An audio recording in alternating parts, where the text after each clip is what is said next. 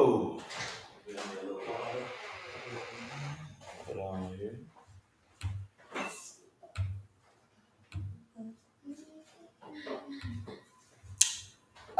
You know what? Hey, you know what? Hey, shout out to my dog Chop. If you are here right now, man, so you can see, obviously, it's just your boy, man. It's just your boy, Willie Jack, man. Y'all go ahead and get comfortable. Our dog Chop, man, he had a scheduling conflict, man. He unfortunately could not make it here tonight, man. We tried to explore and see what we could get done and see if we could make something that makes sense and make it happen, but couldn't do it, man. So y'all stuck here tonight just with your boy, man. And here's another thing as well, man. Fun fact I'm gonna let y'all in on. We got a theme song that plays when the show just first starts. I did not know it wasn't set up automatically. And so now y'all just stuck right with me right out the rip. Right out the gate. Right out the gate, stuck in here with your dog.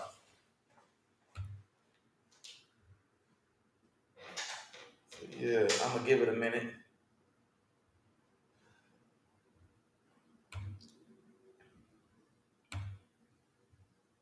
There we go. Yeah, I'm gonna give it a minute here.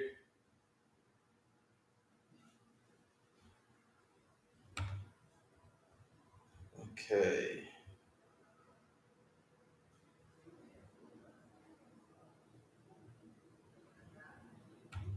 What's going on? What's going on?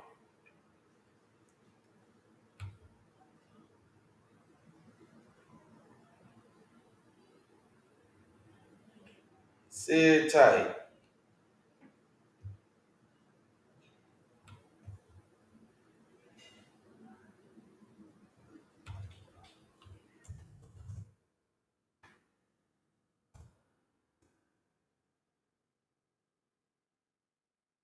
Sit tight for me. We gonna get it going.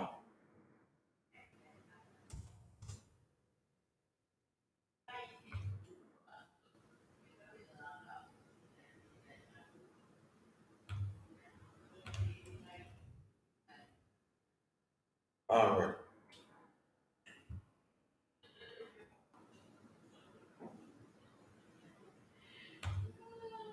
All right, here we go. Here we go. All right, there we go. Hey, man. Hey, welcome, man, to tonight's episode, man. Another episode of You Know It and You Love It, man. Let the film speak, hosted, like I said, man, hosted by your dog. Flying solo today, man. It's your dog, Willie Jack. One more time, man. Our guy, man. Our brother. You know what I mean? Our guy that keeps the show on track, man. Keeps us on time and on track, man. Chop, he could not make it tonight, man. There was a scheduling conflict. Man, I can promise y'all, our dog for sure wanted to be here for sure, man. So we explore some options, man, and to see if we can get some things moved around or see what could be done, man. Something that made sense and still gave us the best possible show that we could do. Man, we just couldn't find an option, man, that gave us that best shot, man, and it made sense. So, like I said, man, y'all stuck here with your dog, man, flying solo today, and so. Without further ado, yeah, man, I'm gonna get right into it. Get right into it, man. Let's start with some news. So, not too much going on, but the news we got was definitely good news or big news. And so I'll start with some small news or relatively small news. The Washington Commanders, excuse me, Magic Johnson's Washington Commanders, yes sir. Magic Johnson's Washington Commanders. News has came out that the they are not picking up the fifth year option for I was gonna say stud defensive end, but young stud defensive end Chase Young. So Chase Young was a guy, and I hate throwing around that word generational, but this was a guy that was thought to come in and kind of be the next guy in the line of, let's say, like a Miles Garrett. Size, speed, power, explosiveness, just super prototype, super freak. Uh, Chase Young coming out of Ohio State came in and man, it's been a little bit of a rocky start. So he's definitely shown some flashes, but he's been injured. It feels just as much as he's been on the field, and so in dealing with that, man, the Commanders, like I said, they've chosen not to pick up his fifth year option. Honestly, I'm not sure. I'm not even sure what that number is. And if y'all forgive me here in a minute, I'll pull that up and see what that exact number is. If I had to guess, I would think that's a number that's probably going to be somewhere around, I would think somewhere in the neighborhood of $12 million or so.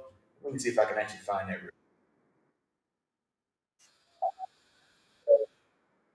I think that's somewhere in the neighborhood of about, let's say, $12 million or so, right there in the mix of 10 to 12 to $13 million. And so they're declining to pick that up. On the surface, I think maybe it's a move that makes you pause and think, okay, hey, what's going on? But then I guess when I actually thought about it and really kind of took a peek at it, I can see where Washington is coming from. First thing I want to say is they've got a lot of money in that defensive front four, and so Deron Payne, Jonathan Allen. Those are two interior defensive tackles. They line up right next to each other. Both those guys make roughly $20 million a piece, or maybe combined they average to roughly $20 million a piece. And that's just the two guys in the middle. And then on the outside, you had Chase Young. Like I said, now as far as his availability when he's in and when he's out, but you've got Chase Young, and then on the other side you've got Montez Sweat. Now Montez Sweat is another guy who he's under the radar, but he was another size, speed, explosiveness kind of prototype Marvel guy when he came out of, I want to say, Mississippi State, if I remember right. But he was another guy that was 6'4", pushing 6'5", I want to say, somewhere around 250, 260 pounds. No, I think he was a little heavier than that, probably closer to, let's say, 255, 260. He was a guy, I want to say he ran 4'4" at the combine as well. So he was another one of those guys that was just a complete athletic freak and prototype. And so you got him on the other side. And then I think Chase Young gets drafted, I think, just that next year. I think they get Marcus Sweat, then they get Chase Young just that next year to already add to those two guys inside. And so they're looking, on paper, it's a fearsome foursome. And so you're thinking you bookended Montez Sweat with Chase Young. Only Chase Young really hasn't been on the field. And so getting back to it, so they declined to put up the fifth-year option, especially, like I said, with all the money that's already in that one kind of position group. And I'm going to say position group just meaning that front four, that defensive line as a collective. And then on top of that, more than likely, you're probably going to end up paying Montez Sweat. And so he's the guy that's been, to this point, he's been more available. And he's definitely, I would assume he's going to be cheaper. He doesn't necessarily have the name cachet that Chase Young does. And so Chase Young was a guy that was the next guy in line behind the Bosa's. There was Big Boy Bosa, Joey. There was little brother Bosa, Nick. And then Nick and Chase Young played together. And then right there next in line was Chase Young. And Chase Young, honestly, coming in, was thought to possibly have the goods or have the tools and the athleticism combined to maybe even surpass what we had seen to that point from guys like Joey Bosa, who was already a Pro Bowler by that time, and then even Nick Bosa, who may or may not have been a Pro Bowler at that time, but he was definitely well on his way. I think he was a double-digit sack guy in the league almost out the gate, or maybe if not that first year, definitely that second year. But the guy that's also one of the league leaders in pressures. And so, like I said, he was thought to maybe even not only reach that level, but eclipse it, because he has, I guess, what he has over those two guys to his advantage is he's a phenomenal athlete. And so, like I said, so all the hype was there, all the buzz was there, all the potential was there. And like I said, it hasn't manifested itself to this point. And so, like I said, the Commanders aren't picking up that fifth-year option. Realistically, I think he plays this year, and it's a make-or-break contract year coming up for him. And so I'm hoping he stays healthy. I'm hoping he balls out. Like I said, on this platform, y'all know what's going on, man. We want to see all the players get paid. And so whatever he's got to do to cash the checks and take care of his family, man, for not only this generation, but the next one as well, man. That's what I want to see happen for all the players. And so I'm hoping he balls out, does his thing, and makes Washington make a very uncomfortable decision, because I don't know how much money they can allot to that defensive line, especially a guy who's got, like I said, premium cachet attached to his name. He's got that high draft, top 5 pedigree, and like I said, he's got all the triggers and the keys that tell us this is the guy that is going to command a pretty heavy bag if he hits the open market. And so, realistically, he's a guy also, depending on how these things go, and especially with the draft coming up, is he a guy that just traded draft night, a la and A.J. Brown, who couldn't come to an arrangement with the Titans at the time on a contract. Now, that one was a little more cantankerous, and it was definitely a lot more known, the issues there. But all told, the moral of that story, he was traded draft night.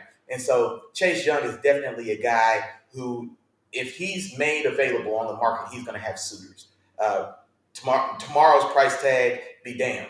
And so there's going to be suitors for this guy, like I said, especially assuming he's healthy and playing in this last year of this contract. This year's price should be pretty reasonable. And so a good example of this as well, I would look to the deal or the trade and the deal that happened for Bradley Chubb coming from the Broncos. So Bradley Chubb was highly drafted himself in that class. I wonder where he came from. It wasn't one of the traditional like SEC Blue Bloods, not Virginia. It was no, North Carolina State. I want to say is where Bradley Chubb came from when he was drafted by the Broncos, the bookend Von Miller, and I want to say he was a guy that I think he went top 5. I think he was pick number 5 in that draft. And so same thing. He had flashed a little bit. He had shown a little bit of upside, and then, but like I said, he's been. It felt as if he was injured more times than not in his time with Denver, and then things in Denver transpired like we know they did. Von Miller ends up getting traded to the Rams in Los Angeles, wins the championship. Bradley Chubb, gets traded to the Dolphins, and then not only does he go to Miami, sunny Miami from Boulder, Colorado, he gets a pretty good bag when he gets there as well. And so he's a $100 million man now, based on that. After that trade to Miami, and he doesn't have the upside or the pedigree, honestly, of a guy like Chase Young. And so I say all that to say Chase Young will get paid, and he will be paid soon. Just don't know if it's going to be by Magic Johnson's Commanders or not. Now, other than that, the other news today, the main news, I guess we should say today, man. Aaron Rodgers himself, the trade between Green Bay and the New York Football Jets has finally went through. Those details are a little convoluted. The main selling points is there's going to be a swap of picks in this upcoming draft that's going to happen tomorrow. And so they were 2 picks apart anyway. So that's not drastic. But the Jets were picking at 13. And now they've traded that 13th pick to Green Bay. And then, of course, received Green Bay's number 15 pick in tomorrow night's draft as well. So nothing big there. Now, the crux of this deal is now they also got some additional ancillary picks from, I want to say, a second this year. Was it a second and a third this year, or a second and a fourth this year, and then a conditional second next year, which converts over into a first if Aaron Rodgers plays. I want to say that threshold is 65% of the snaps this year. So this is where I think it was a staring match, a chicken match, whatever you want to call it, but there was a pretty good staring match going on between Green Bay and the Jets for what feels like these last 2 months for sure, or right since the end of the season, when these things can be talked about without any style of tampering. So from almost immediately from that point, Aaron Rodgers made it known that he definitely wants to play for the Jets. And then since then, the Jets have already been preparing a while. So they went and got a couple of his buddies. MVS, Valdez Scanlon is over there now. They were even entertaining bringing back in Mercedes Lewis. It was rumored because he was another guy that A. Ryan had mentioned that he wanted, in addition to his homeboy Randall Cobb. Now, those other 2 didn't make it, but they definitely made some changes there to that depth chart in hopes of preparing and making it more palatable for Aaron Rodgers when he gets there. And so the trade, if we got to pick a winner or a loser, I would say, and I'm looking up a little information in the background, forgive me. I would say the winner on this was easily the Packers because the Jets here, I don't like that condition. I don't like the parameters of that conditional 2 that goes to a 1 next year because Aaron Rodgers, and we know he's got plenty of good ball left. He was awarded an MVP just last year, his second in a row. I think his third or his fourth. Now I'm losing count. But so he's still playing at a high level. He's still playing at a regular season high level. I'll tell you that. But I still don't like the deal, especially for a guy who's going to be 38 years old.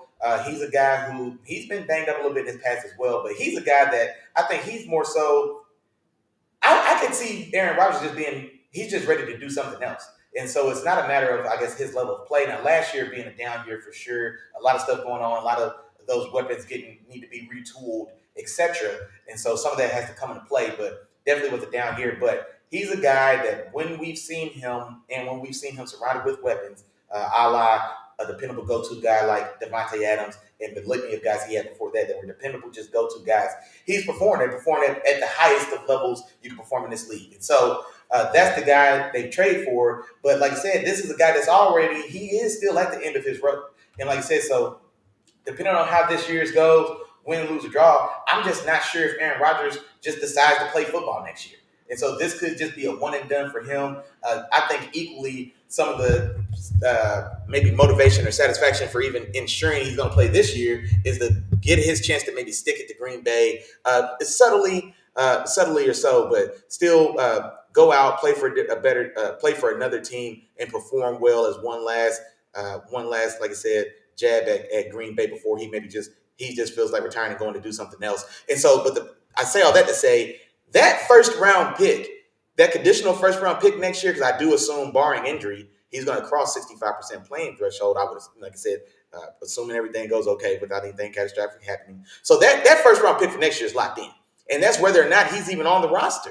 And so that's why I don't like the pick or the deal for that pick as it is. I think that condition or that stipulation should have been for next year's playing time. And so I think maybe it's a guaranteed second. And then I guess you can argue, well, maybe that's not enough. Maybe it is. Maybe that's not for 38-year-old Aaron Rodgers, who's maybe realistically got one more in him that he's going to stick around for. But I would have loved to have seen that a hard two, and then there's a timing playing style obligation that bumps it to a one if he's on the roster next year.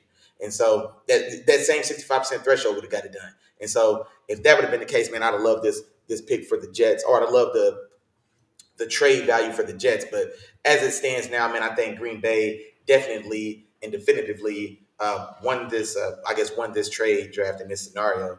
And so, man, the time of Jordan Love is here. So excited to see what they do in the draft tomorrow night.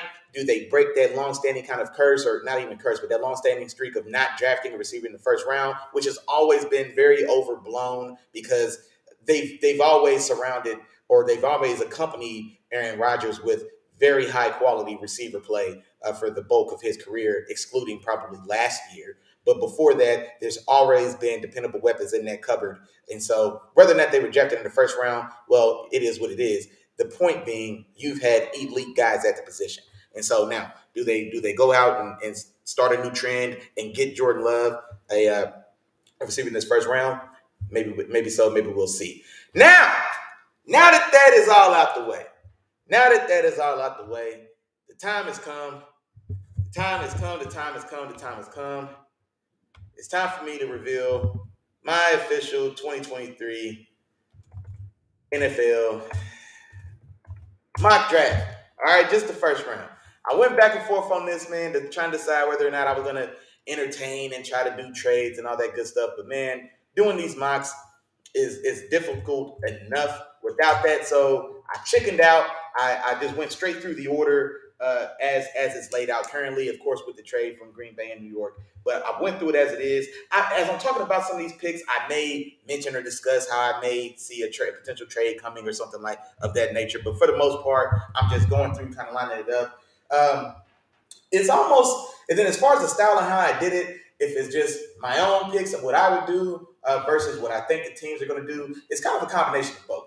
And so what I ended up doing was, if there's like pretty obvious picks or just obvious player and teams that have just kind of lined up that we've seen before, I'm not necessarily just going hardcore against the grain and just going a completely other way because I don't like the player or I think there's a better fit. So I'm not saying that, but when I could, I think when it wasn't something just super definitive or just something super that just teased up, then I kind of, like I said, sprinkled in my own thoughts on this. And I'm sure y'all will see as well as we get into it. But without further ado, I'm just going to jump right into my first pick, man. And my first pick is going to be Carolina. The Carolina Panthers, of course, traded with the Chicago Bears, and they have the number one pick. There was a lot of smoke about C.J. Young being the pick. And honestly, I even got on that wagon as well. I was hearing all the things about preferences from the coaching staff and preferences with how they like a guy to operate at the pivot in their scheme, etc. And so I bought into the C.J. Stroud hype as well. But it looks like in this instance, that smoke was more of a smoke screen. They are, from what, like I said, how everything's looking now, they're back on the Bryce Young train if they ever left. And I think the talk that's coming out is that they definitely wanted Bryce Young, but they gave C.J. Stroud, namely, the opportunity to kind of steal that spot because, the elephant in the room, Bryce Young is 5'9.5".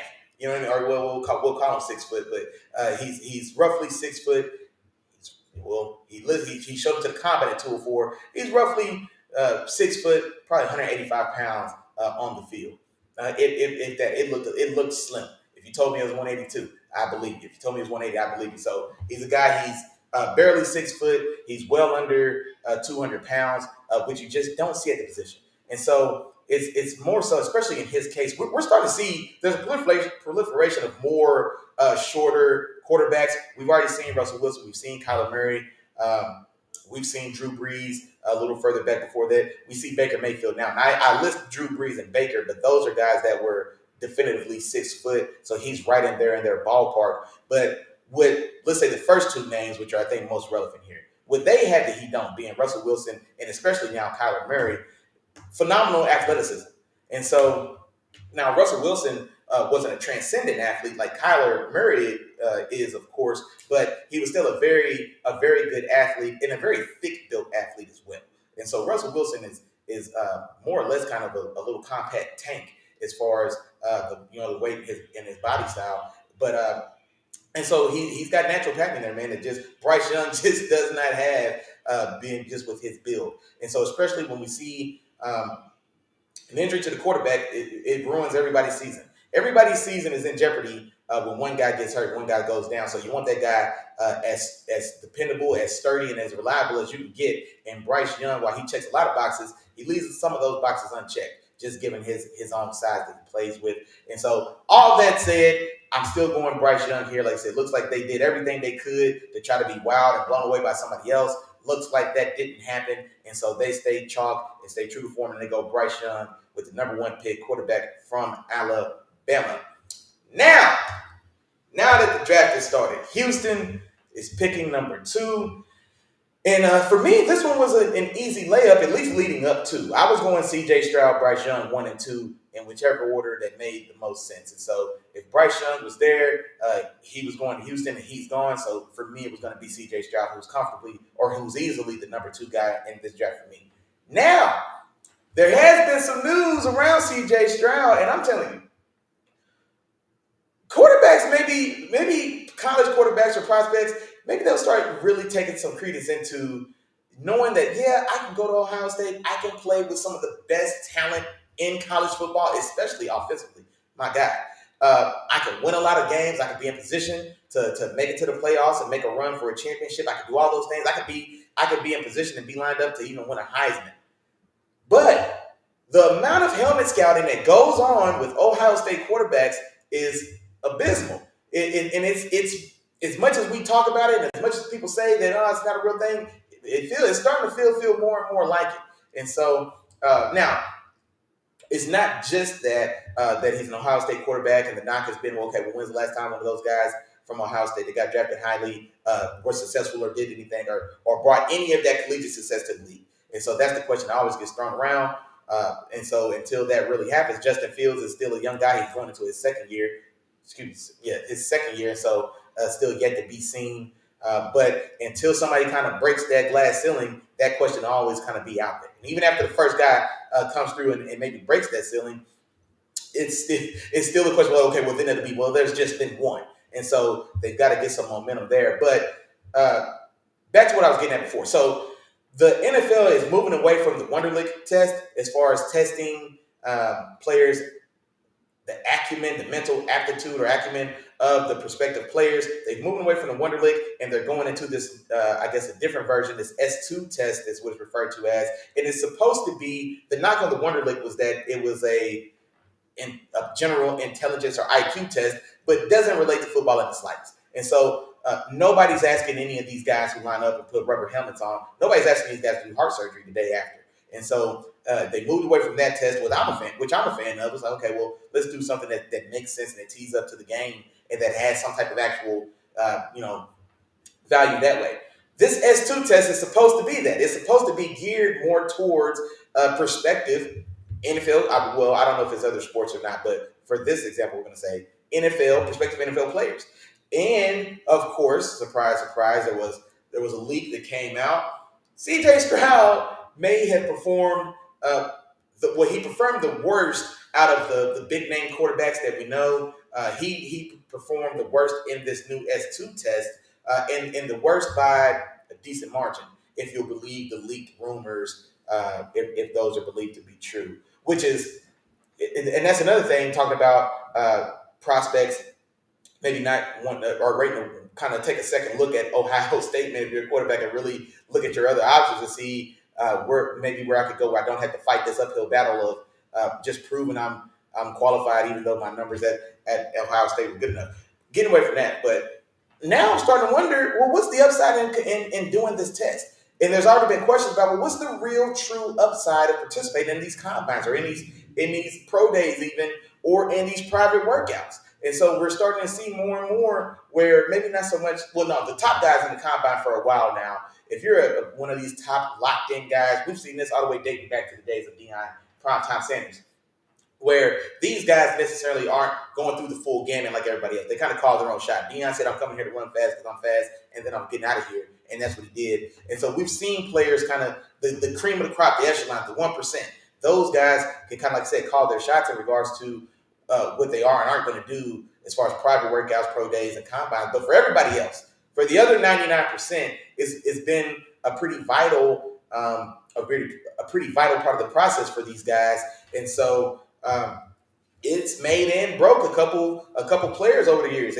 John Ross was a guy who was probably going to go second round until they tell us he broke CJ2K, Chris Johnson's all-time 40-yard dash record with 4.22, and then now he's a top 10 pick, goes to the Bengals, and then I don't know how long that lasted. I don't believe he's in the league here now, but that just goes to the example of that the combine can make and break guys. And then on the other side of that, we've seen guys show up not perform as well as we thought you were going to perform as far as your athletic testing, and then, like I said, your draft stock tumbles. And so there's a lot of stuff going on, man, that it's putting players in position to really kind of take a second look, take a second beat, and really kind of evaluate what's the real upside of participating outside of just saying, outside of the league labeling me as a competitor or labeling me as a non-competitor because I didn't want to show up and risk injury. We've seen these guys. I still remember Sidney Jones, who was probably he was a top 2 corner in that draft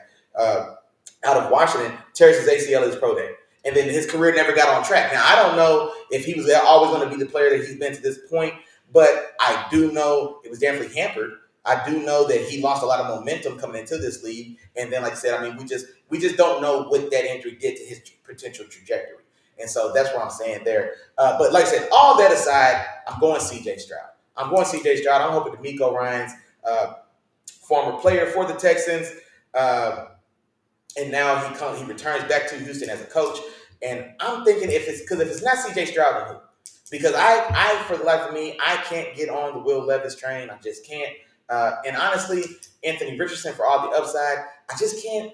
I just don't like that one as well. And I kind of looked at it because I think Bobby Slowick, his new offensive coordinator, they both came over from the 49ers. And so that's the system that we can assume they're going to put into place.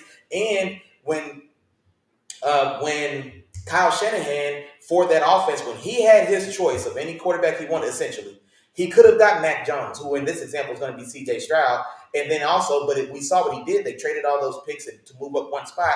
And then they chose Anthony Richardson, or they chose Trey Lance. And so C.J. Stroud and Anthony Richardson, for me, are Trey Lance and Mac Jones of 2 years ago when the Niners in that scheme, when they had their choice, and they went for the more athletic guy in Trey Lance. Then it turns out that they struck gold with Mr. Irrelevant in the bottom of the 7th round, and Brock Purdy, who is more so a Mac Jones than he is a Trey Lance. And so, like I said, I went a long way around to talk myself back into C.J. Stroud going number 2 to the Texans. He's not going to wow you with his athleticism. He's not going to break off 60-yard runs, or not on purpose. That's not his game. But he can beat Brock Purdy. He can sit there. He can dice you. He can be on time. He's deadly accurate with the ball. All you got to do is protect him. And so all his knocks come against when he doesn't have protection. He breaks down as a quarterback. Well, there's 2 things we can do about that. The first one, the most simplest one for me, protect him. Let's do that first.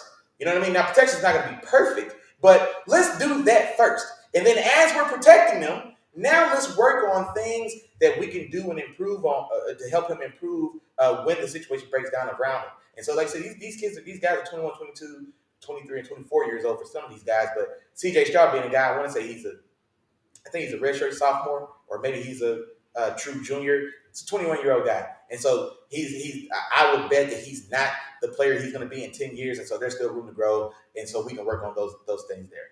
Now, this next pick, the Arizona Cardinals. This pick for me is definitely, well, I would assume this is a pick that's definitely to be traded.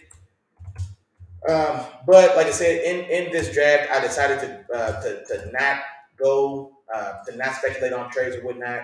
But for conversation's sake, when I'll get to that later on. But if they're staying here at this pick, there's been a lot of bad publicity around this organization as well for a number of things, and not only just here recently, but even here in the past with their former general manager. I think he was in the news for a couple DUIs over his time there. That roster is very poorly put together. It may be one of the worst rosters in the NFL right now, top to bottom. And I'm thinking on top of my head, I don't know if I'd say there's one worst for sure. I think if I had to choose any, this would probably be the last. If I had to pick, if we were picking teams that they get picked last, this Cardinals roster. And so, like I said, and so they're going for something. They're going for steady. They're going for dependable. They're going for can't miss. They've got a new coach, the defensive coordinator from the Eagles. He's coming over to take over the helm here now. They had been like some style of 3-4 kind of hybrid defense. I would assume that he would be transitioning back into the defense that he ran with the Eagles that had tons of success, albeit came up short in the Super Bowl, but up to that point led the league this year in sacks. And so it's definitely a four-man front. They want to get pressure from the front four. They generally go for size in that front four. But like I said, with everything going on in that organization, like I said, they're looking for dependable, they're looking for reliable, they're looking for somebody who doesn't have the negative press that some of these other guys may have. And so I say it all that to say, if they're stuck there at number 3, they are going with Will Anderson. All right, the outside linebacker, edge player from the University of Alabama. If you guys tuned into our like edge players ranking show, I'm not as high on Will Anderson myself personally, but you cannot knock his production. He's put points on the board. Now, how he went about getting them, that's another story. But he's got bodies, man. He's got points on the board, and he's a guy that, like I said, I don't think his ceiling is anywhere near where it's publicized to be as far as all-time generational Von Miller-esque style of impact on the league. I don't see that. I think the comparison that I had made, I think he's more in the line of a guy like a Melvin Ingram, which is a very steady and pretty dependable player. You know what you're going to get. He's going to be a guy that, while he'll never maybe be a guy that's an upper echelon pass rusher, a guy that's going to threaten you for 15 sacks a year, or even, like I said, have a magical year where he gets somewhere closer to 20. I don't think that's him. I don't think that's his game. I think he's a guy that's going to comfortably be somewhere between 8 and 12 sacks, which is still quality production. But I do think he's a guy that you got to scheme it up a little bit. You got to draw it up for him a little bit. So I didn't think he didn't win. He didn't just go out and get me buckets. When I turned on the film, there was a lot of twists, a lot of stunts, a lot of slants, a lot of blade rushes or blade blitzes. Just a lot of stuff kind of going on and working in that defense that kind of allowed him to take advantage and free him up to make plays. And not to his credit, he made those plays when they were there to be made. But if they stay there with this pick, I've got them taking Will Anderson. And hell, even if they trade, depending how far down they trade, if I am the GM, I think he's a guy that could be available a little later for me just personally. All right, now, without further ado, that's going to take us to pick number 4 in the Indianapolis Colts.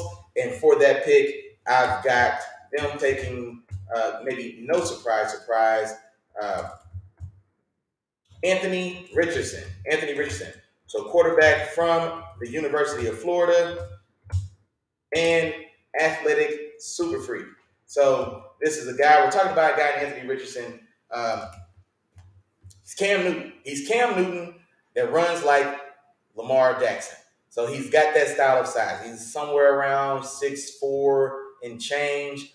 He's somewhere around 245 pounds, so a little slimmer or a little leaner than Cam was, but runs 4.4 nothing. And so we saw the kind of damage that, let's say, Justin Fields was able to do last year with the Browns. Kind of once they more or less kind of took the cuffs off and let him kind of just do what he does best at this time, which is going to be honestly just running the football or having his legs be a very vital part of his production and of his success. And so once they let that happen, tons of highlight plays. They won a couple of games that they probably wouldn't have won otherwise.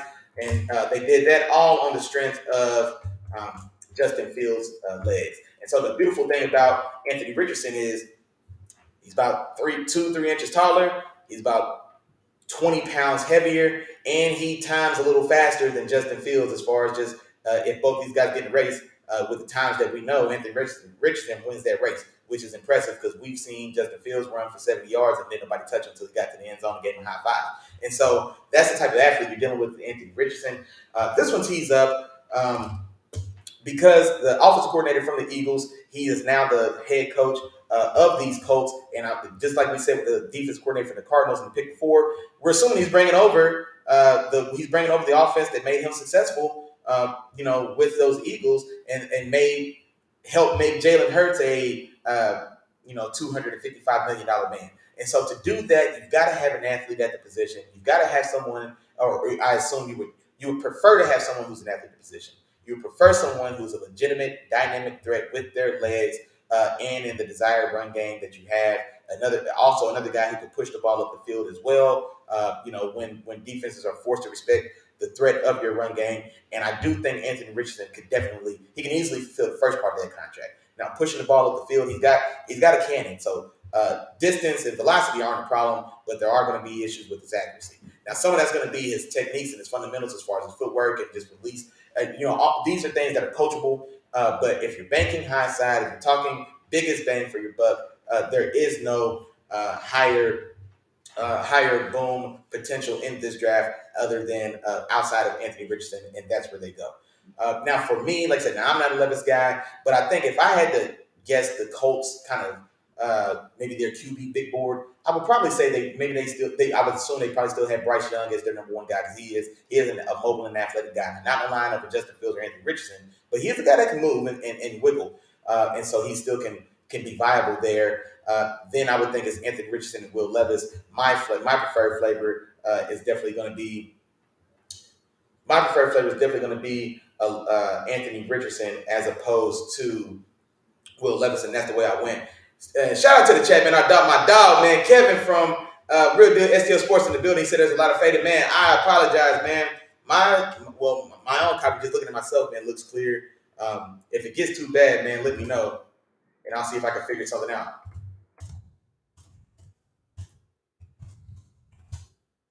Yeah, man. So, hey, Kevin, man, if you're still in here, man, I appreciate the love, homeboy.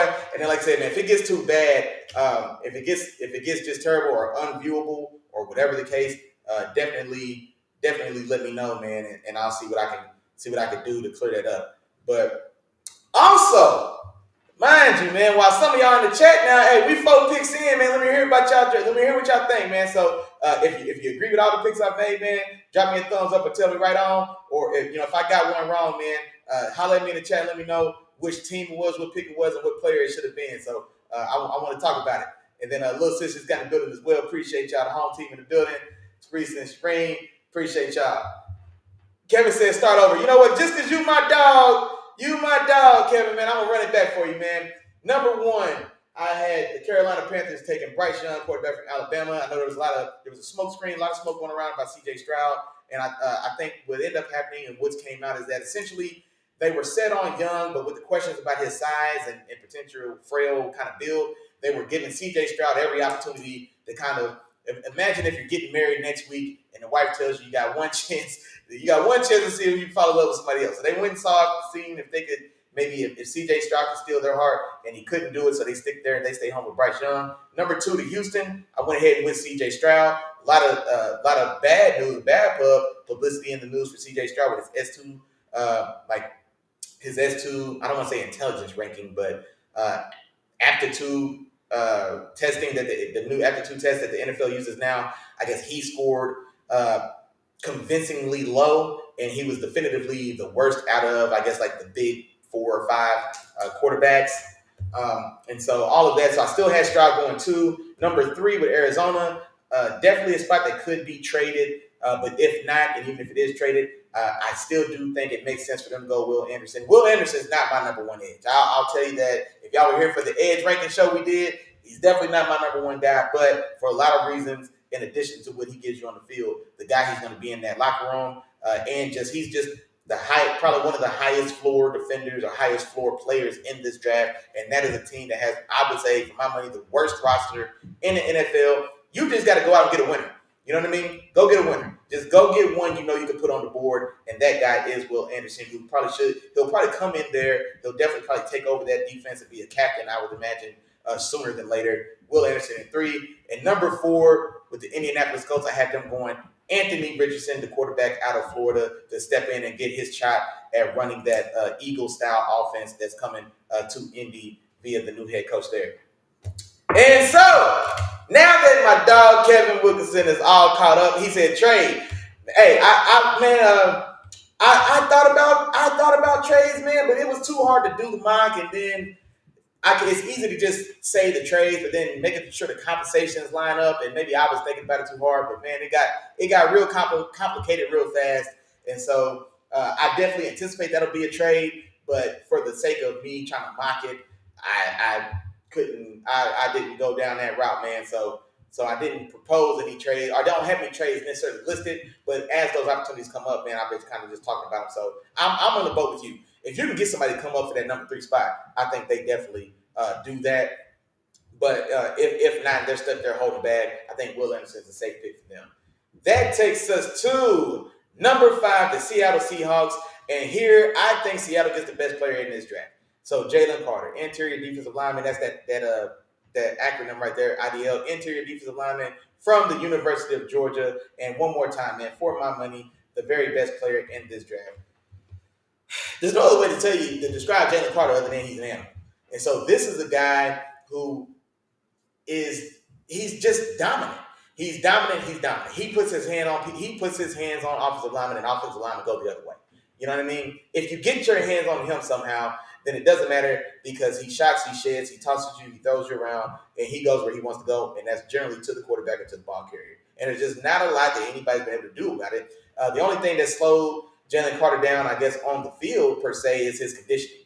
And so now they do rotate. Quite a bit, but there are plays where honestly I think he's a little gassed, and so in those instances, he's mortal, man. He bleeds like everybody else. And so in those instances, guys can be more successful or have more success against him.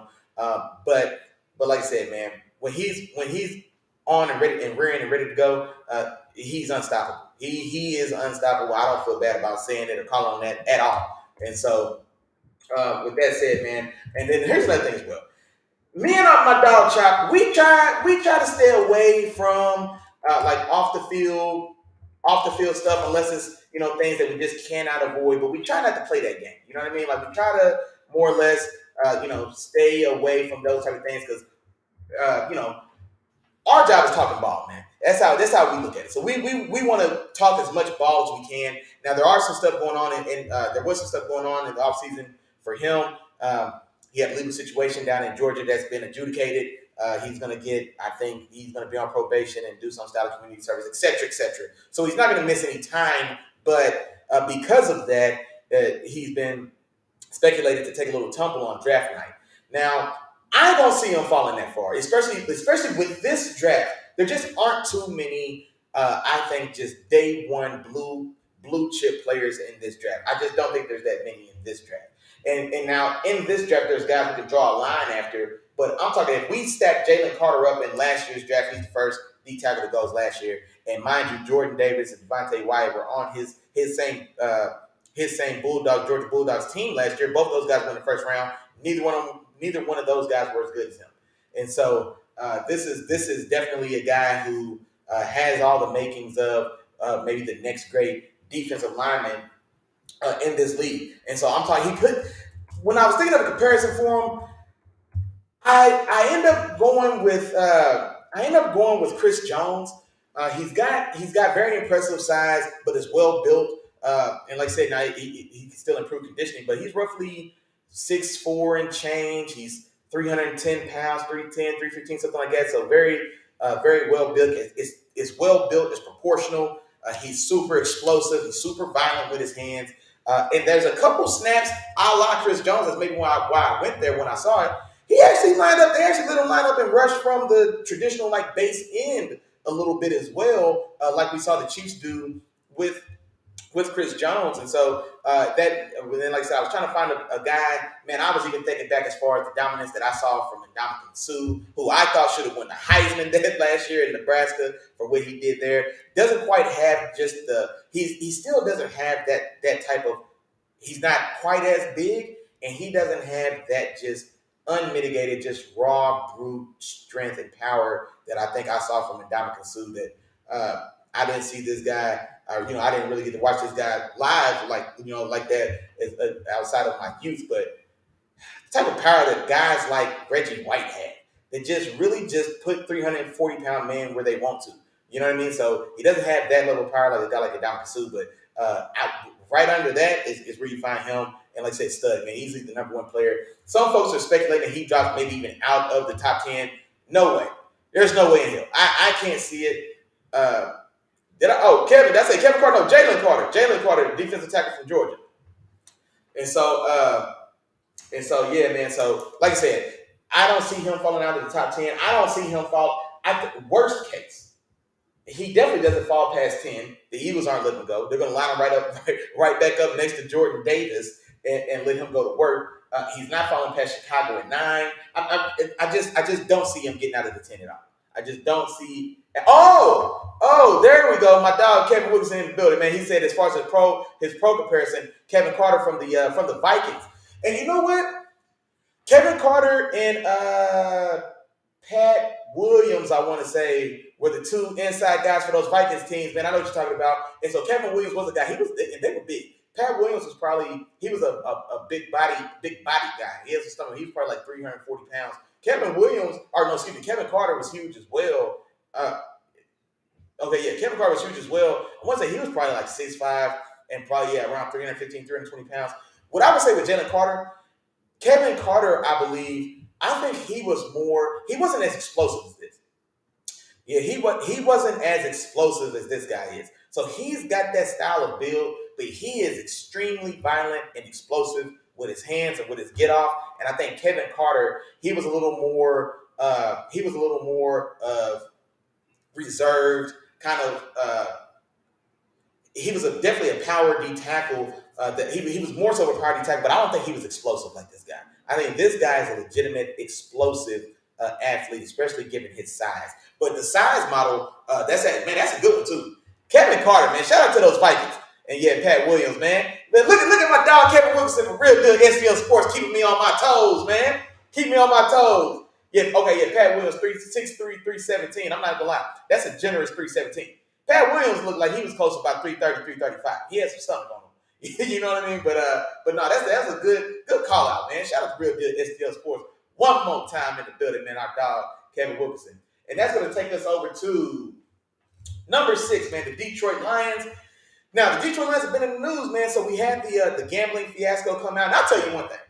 It's hard to have any type of sympathy for these guys getting caught with the gambling stuff outside of Jameson Williams and the other guy that was at the facility that gambled, but it wasn't to the extent a la Calvin Ridley, who just got back into the league and is now going to, is that Calvin?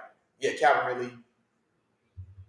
Am I missing that? No, that's Calvin Ridley, yeah, who's with the Jaguars now, formerly of the Falcons. So seeing them, so they've got holes at receiver. The receiver class this year definitely not doesn't have premium at the top. And then, like I said, a lot of the guys, even toward the middle or the bottom of, I guess, where they would probably be drafted in this round, a lot of these guys are going to be more so predestined for the slot. And so there's just not a quality guy, definitely not one at 6 that I think anybody would be comfortable for. But this is where we get one of my absolute favorite players from this entire draft. Number 1 corner in my book, Our dog Chop, he couldn't make it today. He was the number one corner on his list as well. Devin Witherspoon, man. Devin Witherspoon, cornerback from the University of Illinois. 6 foot, roughly 190 pounds, I want to say. An absolute animal. Absolute animal. Absolute wow, man. There's just, like I said, there's not much. There's not much that he can't do for you. Like I said, man, as a member of as a corner in your secondary. This is a guy. He runs and hits and fills alleys like a safety coming from death, but he's playing corner. So this is a guy, screens on his side. I've said it before. Screens, bubbles, smoke routes, whatever you want to call them, they're dead. This is a guy that sees it and triggers faster than anybody you've seen in recent memory. And when he gets there, he brings some pop, he brings some pop. I had to say that 3 times. He brings some wood when he gets there. And this dude will put your receiver or your running back to sleep. If y'all don't, if you see him coming, don't matter. Like I said, so I love his fit there. They've got some needs there at corner. Now they've done some work there in that secondary room. So they trade Jeff Okudah to the Falcons. They bring in Emmanuel Mosley on a 1-year proven deal. He's another guy that's been injured and banged up. You sign Cam Sutton from the Steelers. You give him a nice 3-year deal. He's more of a slot kind of combo inside-outside guy that probably should settle in the slot. And then you go get Chauncey Gardner Jr. from the Eagles on another kind of 1-year money deal that he's trying to hit the market and come up again. And so now he's another guy that's going to be combo, nickel, combo, strong safety. He's a combo DN as well. Another guy's going to play inside. Devin Witherspoon, I think, is definitively your number one outside corner day one that he walks in the building. His attitude, his temperament, the way he plays the game, the aggressiveness in which he played it for. I think that all that, man, is just right up, tees right up with the Lions, with their head coach Dan Campbell, with their defensive coordinator Aaron Glenn, who's a fiery and kind of aggressive and feisty defensive coordinator, and that's what he was as a corner as well. And so he was an aggressive corner in his playing days. And so this one, to me, I think makes some of the most sense just in this draft as things fall. And like I said, for my money, man, you get my top corner that fills a need, and you get one of the few true blue chip players in this draft. I think Jalen Carter, Devin Witherspoon, and then like I said, man, I'll reveal those guys as I get to them in this draft. But without further ado, that is going to take us to, hold on, man. We got to interrupt the show. Our dog Chop is in the building. Hey, Chop, what's going on, my dog? What's going on, man? Hey, man, I miss you, big dog. I ain't gonna lie. I almost forgot to do some news today. I was like, man, wait a minute, man. Chop ain't here with some news. And so, yeah, man. Hey, shout out to our dog, man. He's supposed to be holding it down well, I told him he had a prior engagement, man. But yeah, hey, you and the wife, man, enjoy yourselves, have fun, and be safe, man. Man, definitely glad you came through and hollered and helped hold it down for me, man. Definitely, man. Hey, no, well, Kevin said Chop needs to show himself. No, man, Chop couldn't make it tonight. There was a scheduling conflict, man. So Chop couldn't make it, man. And so went ahead. We didn't want to miss another Wednesday. I'm telling y'all, man. I was absolutely sick. I know Chop felt the same way.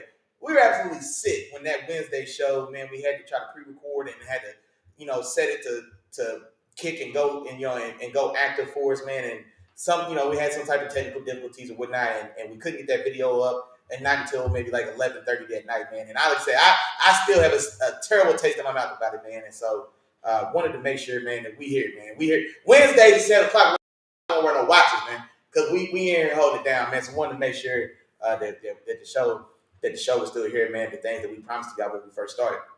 But like my dog said, don't worry about it. Because tomorrow, he right back, man. Tomorrow night, man, we cannot wait, man. The 2023 draft will be live, man. And your favorite 2 dogs, man, Chop and Willlie Jack, man, we will be live holding it down, man. So y'all definitely spin the block. Tap right back in tomorrow night, man, and get your draft round 1 draft coverage here with your dogs tomorrow, man. And so yeah, man, y'all make sure y'all come back through and holler. But getting back to this draft, man, we are up to pick number 7, and that is the Las Vegas Raiders. The Las Vegas Raiders. A lot of places they could have went with this one as well. This one was an interesting quarterback spot as well. On my board, by my account, Will Levis is still available. I'm just not a Levis guy. I'm just not. And so this is the team where I think Devin Witherspoon would have been a very good pick for them in that defense. They need different. They need difference makers, real deal difference makers on that defense, and specifically in the back seven. And so now there are no premier second line like linebacker prospects in this draft, so that means you're going secondary. And there's two very good options at corner. I think Devin Witherspoon would have been a pick. Christian Gonzalez was a very interesting pick as well for them. Different style of player, but honestly, the more and more I think of it, I'm like, okay, if they're not going quarterback, that means that they are depending on Jimmy Garoppolo being healthy this year. And if you're going into this draft without drafting Will Levis, without drafting moving up to Arizona's pick at 3 to get one of these quarterbacks, without kind of guarding yourself in that way, if you're going all in for this 1 year with Jimmy G, then you got to protect them. And then for my money, you got the best tackle prospect in this year's draft, and that is Paris Johnson Jr., offensive tackle from the Ohio State University. So they go there at 7. Let me check my chat really quickly here. Okay, yeah, there y'all. Hey, hold me down in the chat. Y'all know what's going on. We don't want to watch this on Wednesday. We ain't got nowhere else to be but in here. But yeah, I go with Paris Johnson Jr. For the Raiders, and this is an O line that needs work. So it's definitely not a throwaway pick. They've got one spot on that O line I think comfortably solidified, and that's Colton Miller. So the left tackle. And so now Paris Johnson, he played left tackle this last year, but he actually played on the right side the year before. He played right guard last year before transitioning to left tackle. And so he's already actually got experience on the right side. And so I think he comfortably and easily slides into that right tackle for the Raiders day one. And honestly, I think that offensive line, they've got bookends there for sure at the tackle position. So Colton Miller on your left, who really turned the corner, I want to say maybe 2 years ago, and has been a pretty steadying force there for the last few years on the left side. And now you get a bookend, a running mate for him on that right side, and Paris Johnson Jr., a guy he's a prototype. He's another prototype guy. He's got fantastic size, fantastic arm length, fantastic athleticism. He's got a good amount of nasty. He's got all the things that I look for in my offensive lineman. And like I said, and for me on my board, he was number 1, and you get him at pick 7. And so I think if you're a Raiders fan, honestly, you got to be ecstatic. I know sometimes offensive line picks aren't necessarily as well received because you want something exciting. You want somebody that touches the ball, and so it's exciting when you got a guy that touches the ball. But not in this instance. Then you get Paris Johnson Jr. and you guys are a better football team for it. Right now, this is where it gets a little spicy. All right, I'm gonna warn y'all. This is where it gets a little spicy.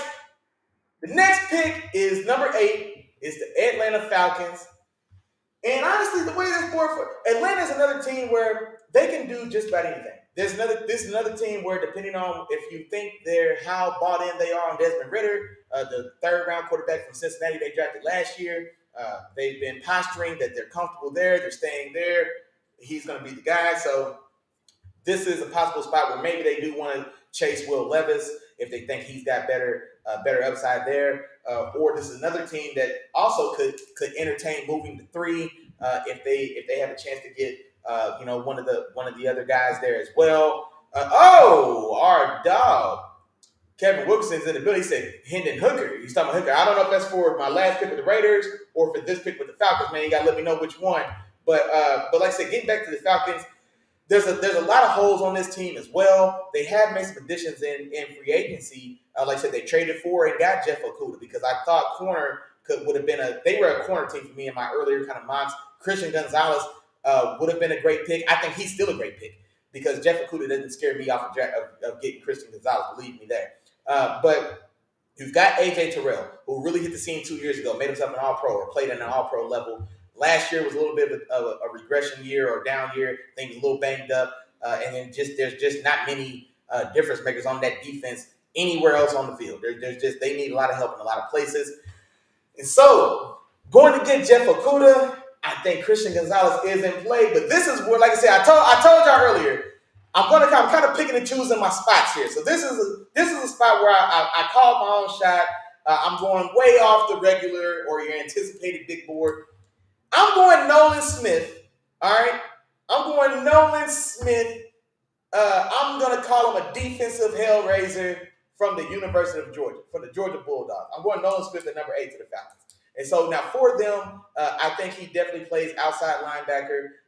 But I really think that he's a guy that can be moved anywhere you want him to. And I hate saying it because it's kind of, I don't want to make it so cliche or just make it so easy to make the comparison to, but almost to the level that we see the Cowboys use Michael Parsons. Well, maybe in that first year where it was more so kind of 50-50 duty, where he was playing stack backer and then necessitated by injury to the defensive line to DeMarcus Lawrence, where he got to get some rush in, and then they found out, holy smokes, we've got an elite guy here, whereas we had a very good guy back there. And so, but I think he can be used that way. In his time at Georgia, he's got reps playing off ball backer, and he does. This is a phenomenal athlete. He's 6'2". He's just under 240 pounds. Runs high 4.3. He's faster than every. He's probably the third fastest guy on that roster, except he lines up and rushes quarterbacks. You know what I mean? So phenomenal athlete. Probably along with Anthony Richardson, probably one of the top 2 or 3 athletes as far as athletic testing at the combine will tell us. One of the more supreme athletes that we've seen in this year's draft. And I really do think that this is a pick for me. If Will Anderson could go top 5, if Will Anderson could be drafted number 3 to Arizona, then Nolan Smith at 8 to Atlanta isn't no draft to me. Because I definitely, Nolan Smith for me was my number 1 edge in this year's draft class. And like I said, I think there's things that he does 15 pounds and 2 inches shorter and 15 pounds lighter than Will Anderson. There's things that he does playing the edge, setting the edge, defending the run, shedding tackles, and or finding a way to, I don't want to make it seem like he's just tossing boys away from him, but finding a way to get off those blocks when he's engaged and still get in and make a tackle. There's things that in his game that I like that I just didn't feel like I saw enough of with Will Anderson. And like I said, I've got 1 at 3 and I've got 1 at 8. So if I can have Anderson at 3 or Nolan Smith at 8, I'm going Nolan Smith at 8 all day long. But like I said, that's my personal preference. Like I said, I'm pick and choose my spots where I call my own shot here, man. And so I'm definitely going at this time, man. I'm going Nolan Smith at number 9 or at number 8 to Atlanta. Side little nugget there. There is some talk that Atlanta is a team where if they had, and that has to make sense, they're not just out searching for Georgia players, but if there are guys that are quality players and they do have an attachment to Georgia from the state of, played at the university of, that sort of thing, that it is something that they just keep in the back of their minds when they're evaluating. And I think we're here with this, you got an elite premium athlete at this position or any other, and a guy that has tremendous upside. And he does. He was a national champion at the University of Georgia. So I think those things, I think they'll find appealing. And honestly, if I'm there, the way this board has fallen so far, that's the pick that I would make if it's me. Now, I've got a little more fun as well. This next pick, Chicago Bears. Have a little more fun. Let's call my own shot here. There's a lot of ways they could go. There's a lot of rumor, or the chalk pick for the Bears to this point had definitely been going offensive line. Paris Johnson was the guy who was mocked to them. Just about every mock draft I saw on TV had them taking Paris Johnson to go kind of solidify that offensive line. But in my mock draft, Paris Johnson's already gone off the board. And another thing as well, they got very decent play. I'm scared to call it very good. They got good left tackle play last year from Braxton Miller. So there's a lot of things we can say. He's not a name we know. He's a 3rd round guy. He doesn't have the cachet of some of these 1st round guys, your Skoronskis, your Johnsons, whatever. But they got him there. He was in that spot last year. He played well. He played above the line ball. Left tackle is not. I don't think it's a glaring issue that you have to go top 10 fix. On the right side of this offensive line, 2 years ago as well, they drafted Tevin Jenkins, right tackle from Oklahoma State. Now, I loved Tevin Jenkins coming out because he was a big, nasty mauler. It's just the kind of stuff that I like. So he was definitely a road grading mauler, right tackle guy. So he's played a little guard and tackle for them because, like I said, they've just had deficiencies on that offensive line. So this is what the Bears did this year. This is what they did so far. You've got Braxton Miller on the left, who played well last year. You go sign Nate Davis at right guard from the Tennessee Titans, who is a very under the radar. That was a very under the radar, but very good signing. Nate Davis has played excellent ball at guard for the Titans over these last few years. He comes over to take over that spot from you. Putting Nate Davis at your right guard allows you to move your second round pick, first or second round pick. I did. Was it first? No, I think it was second round pick. Allows you to move that guy back to his traditional position of right tackle and Tevin Jenkins. And so now you've got 3 spots on that offensive line solidified. You already had Cody Whitehair, which could probably still stand to be improved, and then the center as well, which maybe if you want to improve there. But I don't think offensive line is a glaring top 10 need. And so I go get another blue chip player in this year's draft. I go get Bijan Robinson. Bijan Robinson, the best running back in this draft, from the University of Texas. Do it all running back. He's got he's roughly 6 foot. He's roughly, let's say, 220 pounds. Runs really well. I think he's a mid to high 4.4 guy. Catches the ball really well. Has excellent vision, excellent agility. He runs with power. He really has a pretty full arsenal as far as his tool belt at the running back position. A guy that I've seen compared to LaDainian Tomlinson as far as just being a very just complete back. Can run between the tackles, can get outside the tackles, can take it the distance, can catch the ball. He can probably throw the ball if you need him to. That, like we saw LaDainian Tomlinson do for those Chargers for all those years. But very complete back. And I really like this pick, man. I hate when, and I know the thing that we all see on TV about running backs, you don't draft a running back in the first round, you don't draft a running back high. Well, there are exceptions to that rule.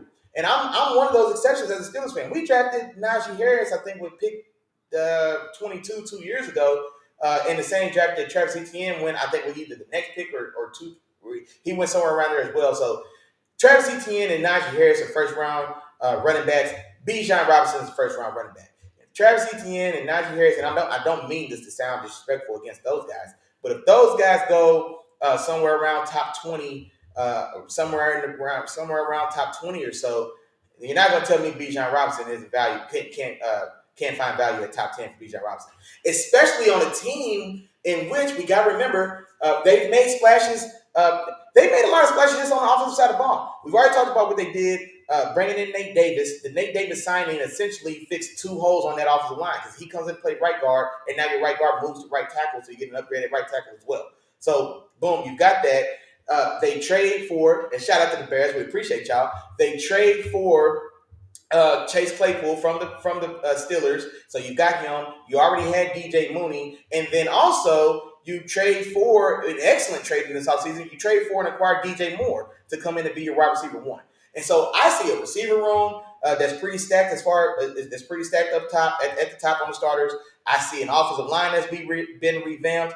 You've got Cole Kmet there at tight end, who's not a world beater by any sense, but a guy that, especially as the season went on, really started to build a rapport with Justin Fields. I think there was a stretch there. He had like 6 touchdowns over like a 4-game stretch or something like that. And so you've got a young offense that hopes to be ascending. I think this is the perfect complement to what you got for Justin Fields. So Justin Fields was the best running back on that team last year, and they had 2 guys, like Khalil Herbert and David Montgomery, who traded injuries and traded taking handoffs from Justin Fields. Neither of them did enough to make me think that I don't need a guy like Bijan Robinson at number 9 if I can go get him. And so I think Bijan Robinson comes in, and then we don't know what type of progress that Justin Fields is going to make in the passing game, because last year was ugly. So we don't know I assume, and I'm sure we assume, and we hope he'll improve and get better. We don't know if those are baby steps or giant steps. So let's say if his passing only progresses a baby step than it was last year, okay, well, now you're in trouble. Well, you know what helps to fix that? Being able to hand the ball off to a guy like Bijan Robinson. That's what helps fix that problem. You know what I mean? And so we can pivot and go another way instead of maybe putting all our eggs into Justin Fields' passing basket. Now we can share some of that load with Bijan Robinson, and then we still have the dynamic running ability that Fields gives us anyway. And then now I'm also thinking, how much more dangerous is he as a runner? How much more dangerous are both of them as runners? Because each of them sets a pick for the other one, essentially, with their own ability. So I definitely love that pick. My dog Chop in the building, man. He said Bears definitely taking the best available, and that's how I see it, man. That's how I see it, big dog. I'm looking at the board. I'm like, man, there's guys there. We can go get a good player somewhere else. But when you're picking inside the top 10, and like I said, and there's not a Jalen Carter there, and this is also a team that got. They're not as far away as far as that roster is concerned. They're not as far away from legitimately competing for that division now. Aaron Rodgers is leaving Green Bay. You got Jordan Love. We don't necessarily know we're going to get there. The Vikings feel a little lightning in the bottle to me. They won 7 games by like one score or like by like fourth quarter score change or something last year. We've seen that kind of those type of winning wins and records happen. I saw it happen with my Steelers as well, where it was one of those years where all the close games just kind of broke Minnesota's way. And so they were a 12-win team last year. They're probably closer to what they've been the last 5 years, a 500 team. So I say all that to say, and then who do we have left? We've got the lovable loser Lions, and I say that based on their extended history, but until last year, them as well, a team that's kind of on the rise and putting themselves in position. So that NFC North is wide open. And so, like I said, just like my dog Chop said, go for the gusto. Go get you one. You know what I mean? Go get a real deal player, a real guy. There's no pick that has a chance of turning the tide in that division. There's no other pick they could have made that has a chance to do that other than him, the Bijan Robinson. So I'm not saying that's what happens, but that's the type of talent that he is, that maybe he may be enough to, I'm not going to say overtake the number one team, overtake the Vikings there, but let's say if there's a race for that second or third spot between them, the Packers and the Lions, Bijan goes a hell of a long way towards, maybe swinging that and having that swing in their favor. And so that's why I went there. Like I said, the talent just cannot be denied. So, without further ado, we are moving on to the next pick, the Philadelphia Eagles at pick number 10. This was another one, man, that there's a lot of ways they could have went. This is another one where I kind of called my own shot a little bit. I went with my own ranking on this one as opposed to maybe the standard kind of chalk, kind of big board that we've seen. The next offensive lineman up for me is Darnell Wright. I love Darnell Wright. All right, he was a guy that I found earlier in this process, and as soon as I turned on the tape immediately, man, I was blown away from what I saw. So he is your prototypical dancing bear. This is a dancing bear. I'm talking about a mauler that, because most of the time you can be a mauler and not necessarily be a dancing bear. A mauler or a road grader, it's a one-trick pony. You know what I mean? You're a bulldozer. You only know one speed and you only go one direction. You know what I mean? He's not that. He's a dancing bear. Dancing bear is also, he'll maul you. He'll bulldoze you. He'll grade you as well. But he's got technique. He's got nuance. He's got footwork. You know what I mean? And so he gives you a lot of the things that you get from your smaller, more athletic, or more, your leaner built tackles. But then he's also got real nasty. He's got real deal nasty, man. And so I absolutely love the player. And honestly, when I look at the Eagles, this is a team that it feels like they've got an abundance of riches. And so you just signed $255 million man Jalen Hurts to a new contract. You already bring over A.J. Brown, who's already signed up. You still got Devontae Smith. Quiet as kept, man. He's a little under the radar. Very good. Turning into a very good receiver under our eyes, man. Like I said, he's playing a second fiddle role, so to say, to A.J. Brown. But he's on a rookie contract. You lose Miles Sanders in free agency. You let him go down to Carolina. You still got Kenneth Gainwell. I think they signed, I want to say David Montgomery from the Eagles. No, Rashad Penny. Rashad Penny from the Seahawks. They signed him in the offseason on a one-year proven deal, who this last year and a half that he's been on the field, he's been phenomenal. He's just been oft injured. And so, like I said, there's nobody in that room there. So Bijan could have been a very interesting pick for them at 10. But this is a team, if we know anything about the Eagles, they have a formula. They stick to that formula. And we can say we want to, but that formula works.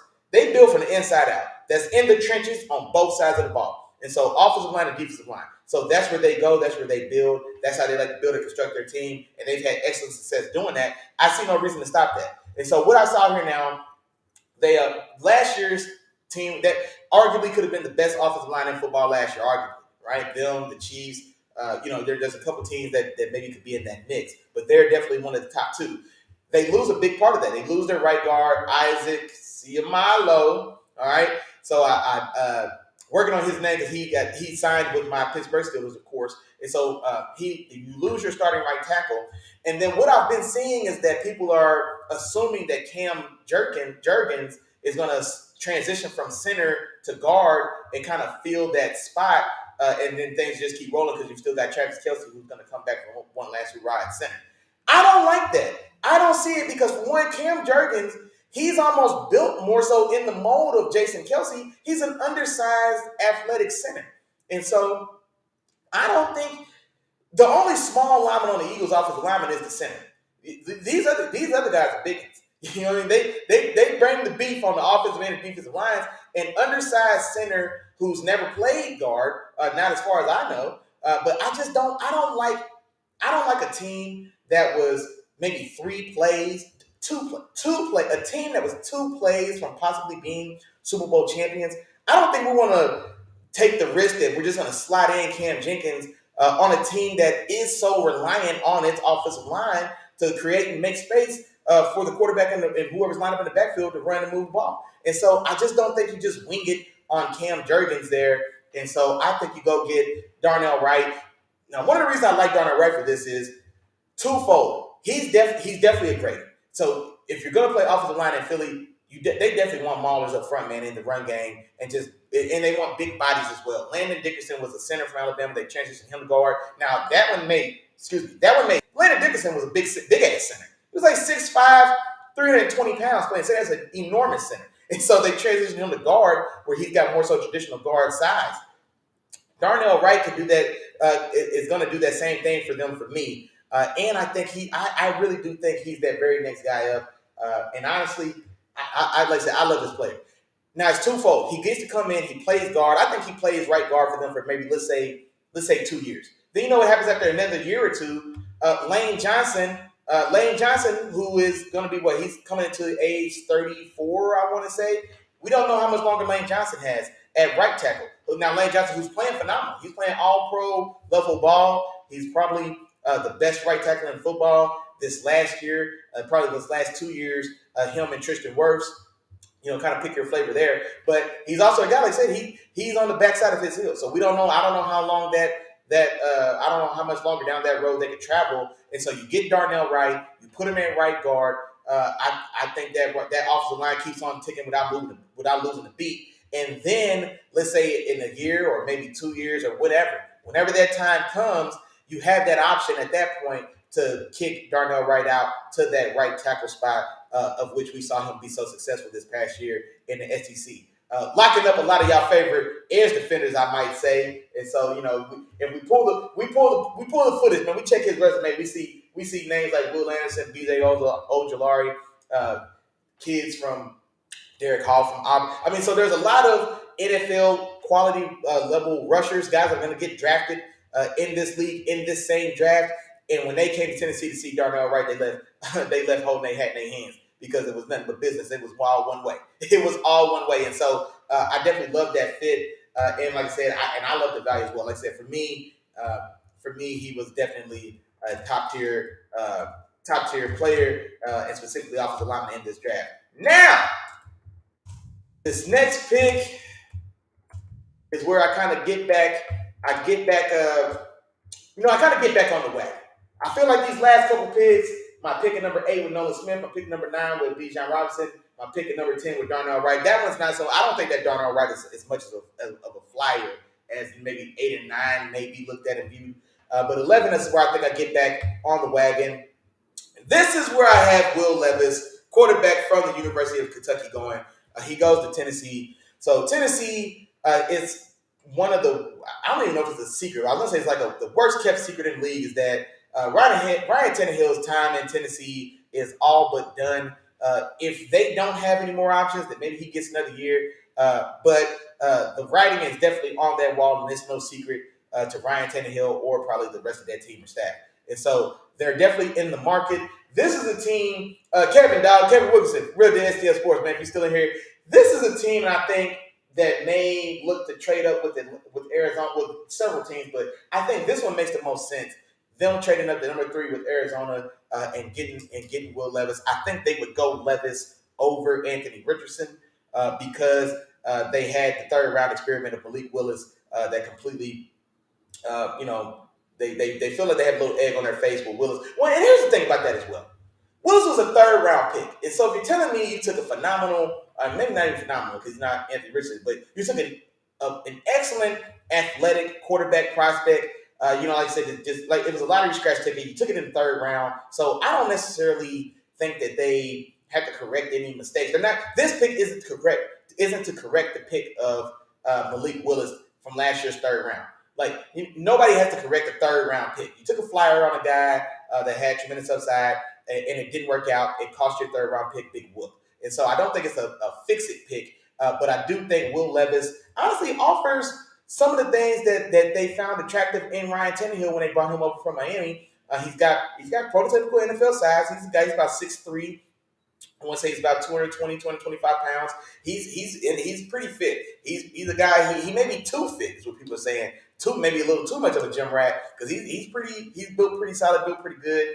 A little bit of an oddball personality wise. If you paid attention or looked into some of the things they say about him. Fun facts about him: he uses mayonnaise as his coffee creamer, and he eats like rotten bananas or overripe bananas with the banana peel on. This is a true story. He posted footage of him doing both these tasks. I couldn't stand to even watch the coffee mayo thing because I didn't want to throw up.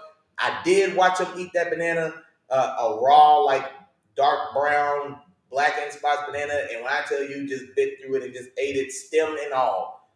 It was weird. So that's the pick there at 11. He comes in. He comes there. Like I said, I'm not a Will Levis guy. I don't know if they decide to if they let Tannehill. I don't know if they prefer to kind of follow the mold that my Steelers did last year, where Trubisky ends up starting 3.5 games or maybe 4 games before you pull the plug and go with the rookie. I can see that happening in Tennessee. Ryan Tannehill maybe plays until you just can't take it anymore, and then you go ahead and pull the plug. And you let the young guy come in and Will Levis and just go from there. So I can kind of see that happening with this pick as well. And then for a team that's like I said, they're also rumored to be looking to shop or move Derrick Henry. That it came out as well. And then also, like I said, draft night's coming. Draft night's tomorrow. We don't know if Derrick Henry is a Titan Friday. We don't know yet. You know what I mean? And so this is a team that's on the verge of a true to life rebuild. They've got not new ownership. They've got a new general manager. They're still trying to rebuild that wide receiver room. They need to rebuild this offensive line. They brought over Andre Dillard, a longtime backup from the Philadelphia Eagles, to play left tackle. They paid him.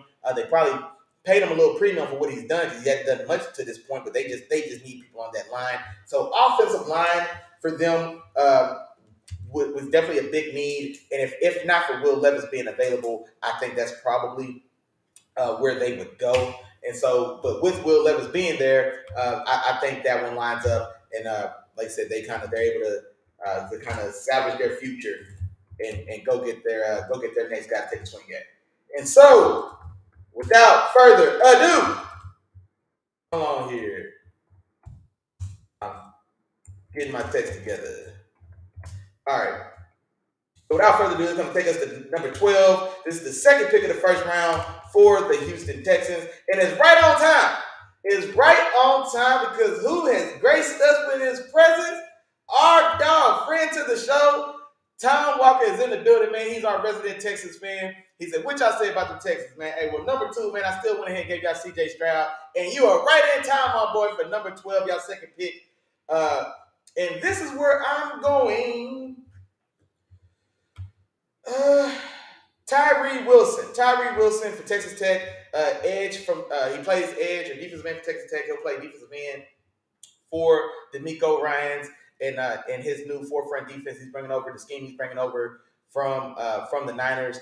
And so they need somebody with some juice on that defensive side of the ball. So you've got Derek Stingley, who you're still waiting for him to kind of ascend and reach the pedigree that he showed everyone, or reach the pedigree and potential he displayed in his freshman year at LSU. And I don't know if he hasn't necessarily been that player since. And so you're still hoping that he returns returns to form and maybe takes the strides that we saw a guy like Sauce Gardner, that we saw a guy like Patrick Surtain, that we saw a guy like J.C. Horn even when he came back from injury. So you're still hoping that he joins that young class of very, very skilled and very talented up and coming corners. And so you're hoping that one comes, but you've got to have somebody with some juice off the edge. I don't like that D line as far as just this. There's nobody there that strikes fear. They've got a lot of journeymen. You've got some guys that you've drafted over the last 2 or 3 years that just really haven't hit or panned out. And so I think they definitely need a potential difference maker. Excuse me. And so here, the way this board fell, I go Tyree Wilson. I'm not as high on, I think, like a guy like Lucas Van Ness, and I think Tyree Wilson offers tremendous upside. Built in a laboratory, 6'6", 270 pounds. I don't know what his athletic testing numbers were per se, but he's a freak athlete, and he's got freakish large and long size as well. He's got, I think, the only wingspan longer than his in this draft belong to, I think, DeWine Jones, and maybe, I think him, DeWine Jones, and then Paris Johnson as far as arm length goes. And so now very raw, and I think he was used in a way that he's not going to be used in the NFL for sure, and not going to be used in the Miko Ryan system. At Texas Tech, they had this guy standing up playing stand-up outside linebacker and rush off the edge. Was able to produce and look dominant at times there, but I think DeMeco Ryan's going to get this kid. He's going to put his hand in the dirt. He's going to talk to him about all the things he did to help make a guy like Nick Bosa be successful. And if Tyree Wilson is smart, he's going to eat every word he says out of his hand, and he's going to, he's going to hope to make a name for himself and turn it on, and kind of, like I said, be the new dominant rush force in Houston. Man, this is a team that is a team that traditionally here, like I said, over these last 10 years, we could say, but a defense that's been led by a dominant pass rush in the front end. J.J. Watt, all-timer. Then they draft and pair, and they bring over Jadeveon Clowney. Now, Clowney didn't have the pass rushing chop, so to say, but just another dynamic playmaker in the front line, in the front seven for sure. And so Tyree Wilson offers tremendous size, tremendous upside. He's got a lot of work to do to refining his technique and just kind of learning the position, etc. But right here at 12, I think the value of this pick at this time is great, especially for a guy that's been mocked as high as 5 to the Seahawks, or even there's people saying that Tyree Wilson may be the first defender off the board going number 3 to Arizona. And so now I don't want to pay for Tyree Wilson inside the top 5, but let's say if Arizona trades with Tennessee 3 and 11, and let's say if Will Levis is drafted by Tennessee at pick number 3, and now Arizona's picking at number 11, I definitely think Tyree Wilson's the pick, because there go again, the head coach who came up from the Eagles, they prefer to build their D-line with bigger body guys. Will Anderson is almost a big tweener. He's 6'3", 255 pounds. He's built more so. He's probably built more comfortably as a stand-up outside linebacker than he is in just a down-in, down-out three-point stance defensive end. And so Tyree Wilson makes sense if Arizona trades with Tennessee to 11. But if everybody stays put and he's there for Houston at 12, I think that's the move. And so you go there. Also, you can see with a young quarterback coming in, you get him a weapon, get him a receiver. For my money, there's only one guy worthy to go this early. That's Jackson Smith at Jigba. But he's going to be he's definitively a slot receiver. Now, I don't feel like that's a knock for him, because he's a slot receiver in the mold of guys like Cooper Kupp, guys like Devontae Adams, guys that are slots, but you build your offense around this style of slot, not just a slot, just a complement to the two guys outside. And so, but like I said, all told, DeMeco Ryans, he's a defensive coach for sure. He wants somebody to put on that defense side of the ball, man, that he can really kind of base his defense around, and Tyree Wilson is that guy for me. And then, there we go. That's what I'm looking for. Oh, no, not that. That's what I'm looking for. Got the sign of approval from my dog, friend of the show, Tom Walker, and once again, our resident Houston, Texas fan, man. So he's liking the pick, man. I appreciate you, big dog. And so now with that, we will be moving on to Green Bay. Green Bay, who is now picking 13 because, of course, one more time, of the trade they made with the New York Jets for Aaron. and I'm typing it up for y'all now. And so, boom. Now, without further ado, with the number 13 pick of the 2023 NFL Draft, I have the Green Bay Packers selecting Jackson Smith and Jigba, wide receiver from the Ohio State University. Now, this one here, maybe I'm just being a little petty. Maybe like I said, Aaron Rodgers left and goes to the Jets and makes the Green Bay sweat it out, do all these, makes both sides sweat it out, and kind of throws little subtle just jab at Green Bay, and does a news press conference talking about it, to let everybody know he's leaving, all these things. So maybe Green Bay returns the favor.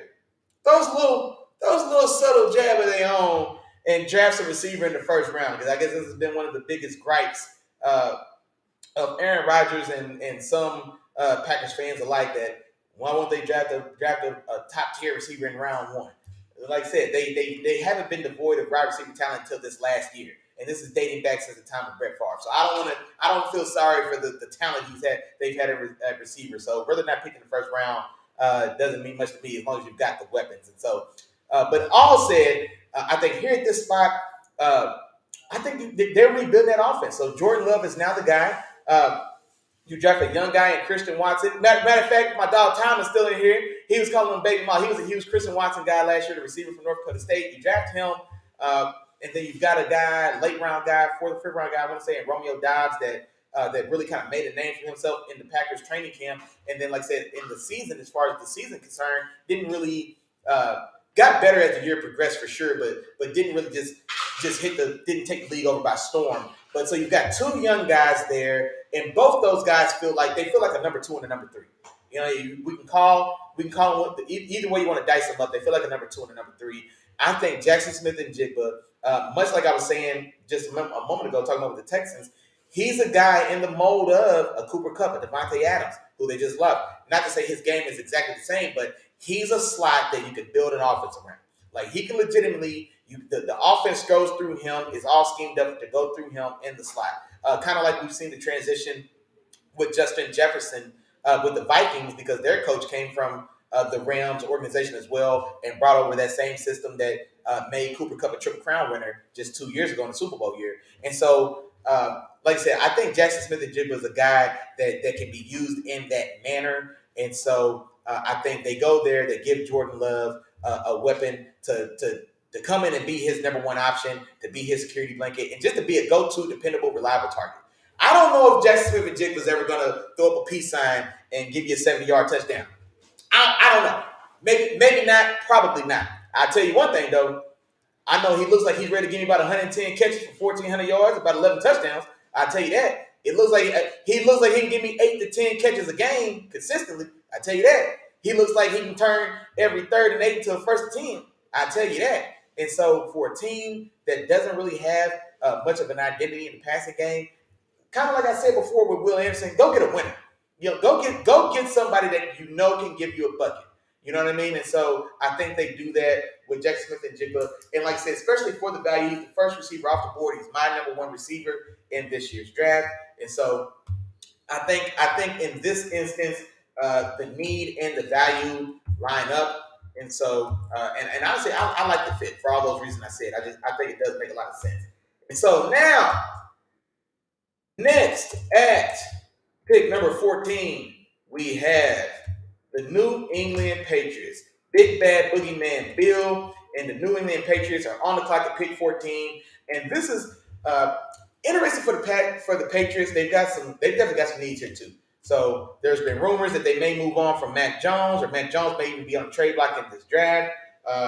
They definitely could use talent at the wide receiver position, but you go sign Juju to kind of come in and play slot. You still got doesn't matter.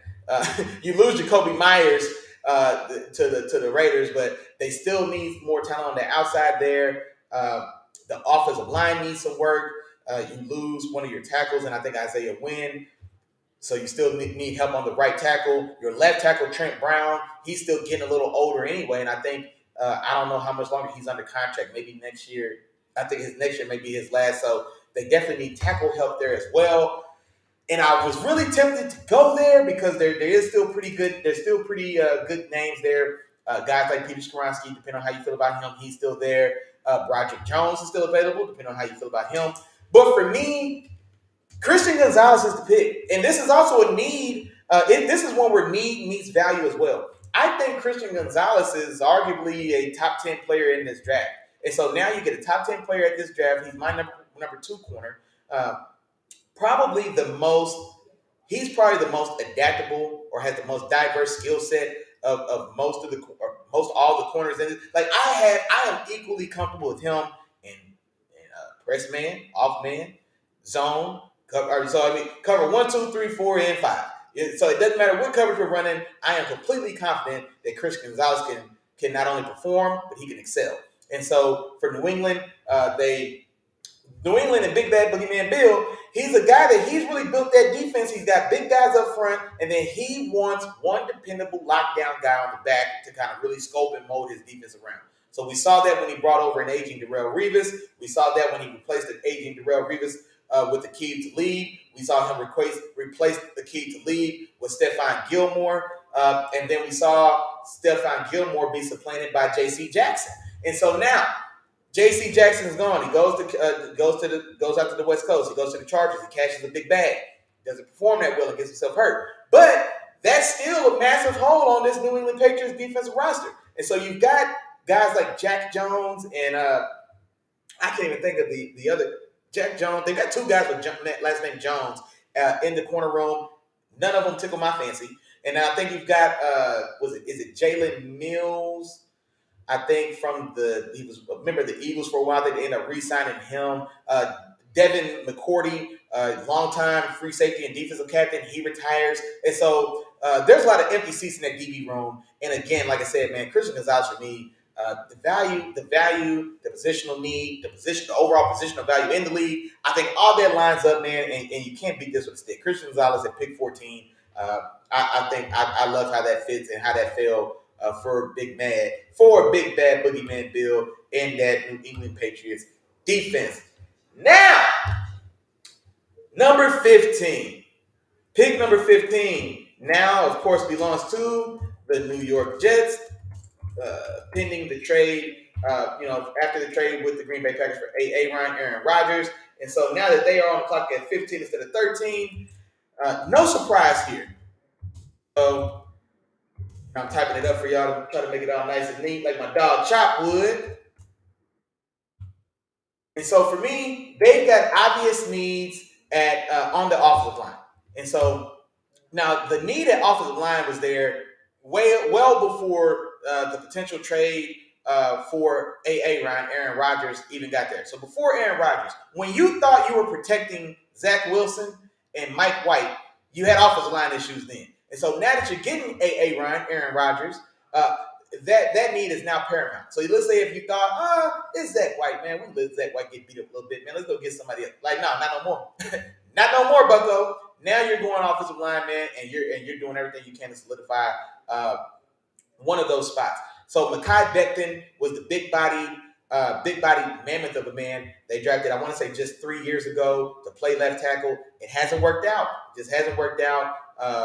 The right tackle is set to be Max Mitchell. I think a guy they got in the third or the fourth round from, I want to say he came out of Louisiana, if I remember right. This University of Louisiana, not LSU. And then you have like a 38-year-old Dwayne Brown who gave you good snaps, I think, last year. And I think he's still re-signed to come back. Like I said, he's as old as A-Rod. He's got to be around 37, 38 years old as well. And so they've got an influx of talent into that offensive line. And so you got Broderick Jones is going to be the fit for them there. Now, Broderick Jones isn't necessarily my next tackle, but like I said, I kind of chose my spots where I kind of went off script a little bit and just kind of snuck one of my own guys according to my own board in there. But Broderick Jones, the upside, outside of, for me, I think Paris Johnson has the greatest upside of any of these guys. I think his combination of size, length, athleticism, and the floor he's at right now, I think he's got the most upside. The guy with the next upside is probably Broderick Jones. Phenomenal athlete. He's another guy where he's got some nasty to him as well. He's got potential road grading, like pedigree or potential for him as well. And he's another guy with his athleticism. he's a guy that if it comes together, he can be one of those guys, one of those dancing bears like I was telling you about. He can be a Trent Williams style of guy. You know what I mean? So when I say dancing bears, man, the guy that y'all should put in your mind is a guy like Trent Williams.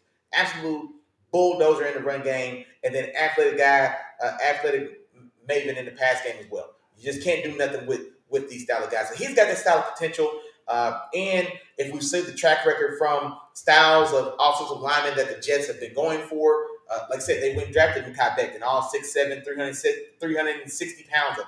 So they prefer kind of bigger body guys, and definitely, I think with the addition of Breece Hall last year, who may have been a rookie of the year if he doesn't get hurt and his season comes to an early end. So you also improve that run game, hoping he comes back healthy as well to take a lot of that pressure off of 38-year-old Aaron Rodgers. So you get Broderick Jones. Doesn't matter which tackle you play him at. I see no reason not to go ahead and let him play left tackle and then figure it out on the right side. Or if you do think you want to go, I don't think it's going to be Becton.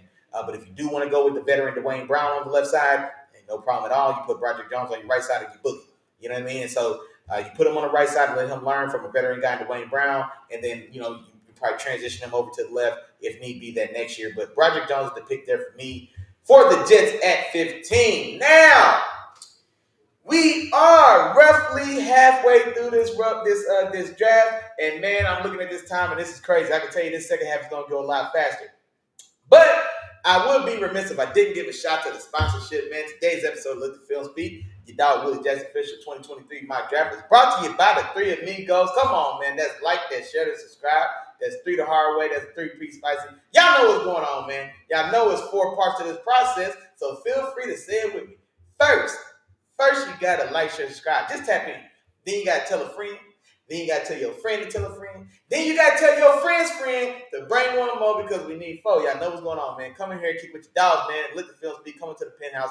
Like, share, and subscribe, man. Now, without further ado, we're going to get right back into the regularly scheduled program. I'm going to pick it up for you, I promise. Now, at pick number 16, we have the Washington Magic Johnsons. Excuse me. We have Magic Johnsons, all right, Washington Football Commanders, and I have them going with Dalton Kincaid. Dalton Kincaid, tight end out of the University of Utah. And so now this guy for me, and I hate when we have to make these style comparisons, but the easy comparison to say is going to be, this draft's, so to say, Travis Kelce, for lack of a better word. Now, why I'm going to go ahead and use that example is because new offensive coordinator for Magic Johnson's Washington Commanders is Eric Bieniemy, longtime coordinator of the Kansas City Chiefs and Patrick Mahomes. Now, you can say what you want to. He didn't call the plays. All right, whatever. He cashed checks that said offensive coordinator on. He's the offensive coordinator for Patrick Mahomes, Kansas City Chiefs. Now he's the offensive coordinator for Magic Johnson's Washington Commanders. And so the driving force of that offense, as we've seen for the last however many years, what's it been? 4, 5, 6 years now, has been the tight end position and a guy like Travis Kelce. And so Dalton Kincaid offers that style of skill set. So he's a phenomenal route runner. He's got great hands. Not going to give you much, if anything, at all in the run game as far as blocking. But I don't give a damn. If he's blocking, I want to know why do I have him blocking? Asking him to block is wasting a rep. You know what I mean? So this is a guy. This is a 100-catch tight end. This is that style. This is that style of elite producing tight end that you can build an offense around. You can build your offense around this guy, a la Travis Kelce, a la Mark Andrews. You know what I mean? Like where your tight end is your number one option, and in an offensive scheme that we've seen from the enemy and the Chiefs, that position is paramount. And you've got a guy who, honestly, for me, I think, and I can check my big board. If he's not a top 10 player in this draft, he's close. He's top 15 for me in my board. And so I think his overall value matches the draft spot. And now his positional value, first round tight end. The first round's a little rich for tight ends, especially if you're not an otherworldly unicorn guy like the Kyle Pitts or something like that. But like I said, all told, man, I really like the pit. I really like the fit there, especially, looking forward into the future of what they're going to do with that offense going forward. Now, here we are. Pick number 17, the pick I'm going to be paying the most attention to tomorrow night. I can promise you that. Because them boys is coming to play. Them boys is on the clock. Yeah, man, I'm talking about the black and gold of the Pittsburgh Steelers, pick number 17. Here we go, baby. Pick 17. And so um, I think for us, we've been doing a lot to revamp our own offensive line. We went and got a couple offensive linemen with ties to Philadelphia, and it's no secret because our assistant or associate GM we actually got from the Eagle organization, Andy Whitehall, and he is him along with our new GM Omar Khan. They are doing the damn thing. Salute to both of y'all boys there. But they have been determined to revamp our offensive line, and so offensive line is the preferred target of us. But I think the guys that we really want at 17, I think those guys are gone. I think at 17, there was three guys for us. I think their names are Paris Johnson Jr. I think their name was Darnell Wright. I think their name was Broderick Jones. And the way this board fell for me here now, all three of those guys are gone, which is honestly kind of the way I prefer it because I really want a corner. Corner that I think is the next greatest need we have on this team. And for me, we get another one of my personal favorites. All right? We get another one of my personal favorites, and so I think this one is not so much like me, like calling my own shot, so to say, as far as just kind of going with my own board, etc. I think this guy has that legitimate value as well, and that's Deontay Banks.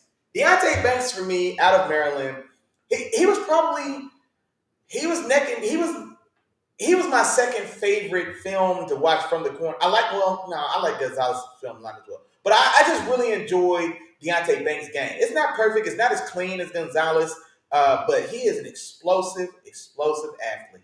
He may be the most athletic of the corner room, and mind you, that's in the corner room that has Christian Gonzalez, which is a super athletic guy himself. But he's what six, I think he was listed 6'2". He comes in, I think he's closer to 6'1". He's somewhere right around 200 pounds. He ran 4.35. His vertical is like 42 inches, broad jump. I mean, he checks every athletic box you wanted to check as far as how fast does he run, how high does he jump. He checks all those boxes, and then he's got real versatility in his game as well. So the defensive scheme there at Maryland, they had him do a lot. So he wasn't just a one trick pony. And so the obvious or the easy pick for us has been Joey Porter Jr. So I was not a fan of Joey Porter Jr.'s film, man. I can't lie. I thought it was like I said, it was one trick ponyish, man. It's I've got to get my hands on you at the line of scrimmage or I am toast. You know what I mean? And so and so I think there was a lot of things there that worried me more so than things that I just loved about the player. And Deontay Banks gave me more of that. Deontay Banks can get up and press as well. The thing that Deontay Banks can do that Joey Porter struggles with is that if I don't get my hands on you at the line of scrimmage, you can't run away from it. You know what I mean? And so, or I can run, I can recover, I can catch back up, I can make up that distance. He's aggressive, and so he's not shy about coming up and being a part of the run game. Now, there's things to clean up there. His run angles, the quality of his tackles. Maybe he'll miss some tackles, or so. He'll miss some tackles as well. But this is a guy that he's experienced playing numerous coverages. So he's played man, he's played off, he's played zone. I like how he looked in most all of those, and the athlete that he is. And so another thing I like here as well, we brought over Patrick Peterson to in this offseason as well, and he's there to be a mentor. And I think this is the guy. He fits the athletic profile of young Patrick Peterson. Patrick Peterson came into this league as an animal. He was 6'1". He was like 205 pounds. He ran 4.3 or 4.4 nothing, 40-inch vertical, 3 cones, and all the athletic testing numbers.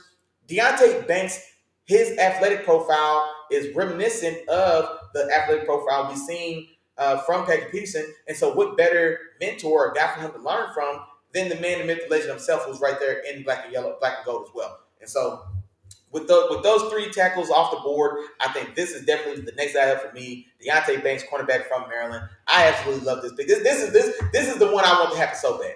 All right. If my dog Chopper's here, he'd tell y'all, man, every now and again, I completely just fall in love with a player from my team. A couple years ago was Landon Dickerson. Landon Dickerson should be a Steeler right now. You know what I mean? It was Landon Dickerson a couple years ago. Just over the years, man, I've had guys that I really kind of got my hopes up for my Steelers to pick. And I'm hoping this year, man, it comes through in a guy like Deontay Banks. Now, the next pick and I am drafting it up here now. Next pick is another one of my personal favorites, and it's going to be Will McDonald, defensive end or edge player from Iowa State. So uh, he's out. He played out of position in college, and I promise, like, I'm gonna start really rolling here. But I think he comes in and he bookends to Aiden Hutchinson, who was the number 2 pick for them just last year, turned in a pretty successful year. But Aiden Hutchinson isn't a guy that you build your rush around. He's a complementary rush guy. You still need to add to your pass rush if Aiden Hutchinson is your top guy. Will McDonald is a guy that offers he offers like elite rush ability. He's a guy. Aiden Hutchinson to me is a guy that's similar to a Will Anderson that went to Arizona in my mock earlier from Alabama, where very high floor, and I don't think the ceiling's too much higher than the floor, honestly. So I don't see envision either one of those guys being guys that maybe threaten 15 to 20 sacks. I don't see them in that 15 to 20 range, which is the range you'll probably see for like guys that we consider elite pass rushers, guys that consistently threaten 15 to 20. I don't see them in that tier. I think they're in that next tier, the Hall of Very Good, guys that fall in that 8 to 12 range consistently hit you 8 to 12. You know what I mean? They may have an outlier year, might touch 14, 15. That's cool. But what you are every single day when you come in clock and work, somewhere around 8 to 12. And so there's nothing wrong with that. But I think you pair that with a guy with the size, speed, and athleticism of Will McDonald. He's 6'4", he's roughly 240 pounds. He played 4-eye. And I don't have the time to get into what that means, but he played essentially interior 3-4 defensive end, as opposed to when he's going to play wide 9 when he gets over to Detroit and gets the pair across from Aiden Hutchinson. So I'm very high on this guy. I went through, did my big board. I actually have him rated above Will Anderson as an edge in my book, man. And now I'm looking ahead, though. You know what I mean? I'm looking ahead. He's not the necessarily the player that Anderson is right now as far as his floor goes. But if he was used the way Anderson was all this time, then who's to say if he wouldn't be? But all that said, I'm going Will McDonald to the Lions at pick number 18. And then here we go. 19. Trying to come fast. Matter of fact, I'm going to tell you what I'm going to do to make it even faster. I'm putting them in the chat. Oh, 19. Tampa Bay. I have Tampa Bay. The fall is over. This is where I have Peter Skoronski, offensive tackle. Yeah, Peter Skoronski, offensive tackle from the University of Northwestern. I have him falling to 19. The thing about Peter Skoronski, now I wasn't as high on Skoronski. I think he was definitely. I had him behind Paris Johnson and Darnell Wright personally, and honestly, you could have made an argument that maybe I could have even moved him further down for myself personally. And the question being that people aren't sure if he's a guard or a tackle. So I don't like his prospects at guard because he doesn't have.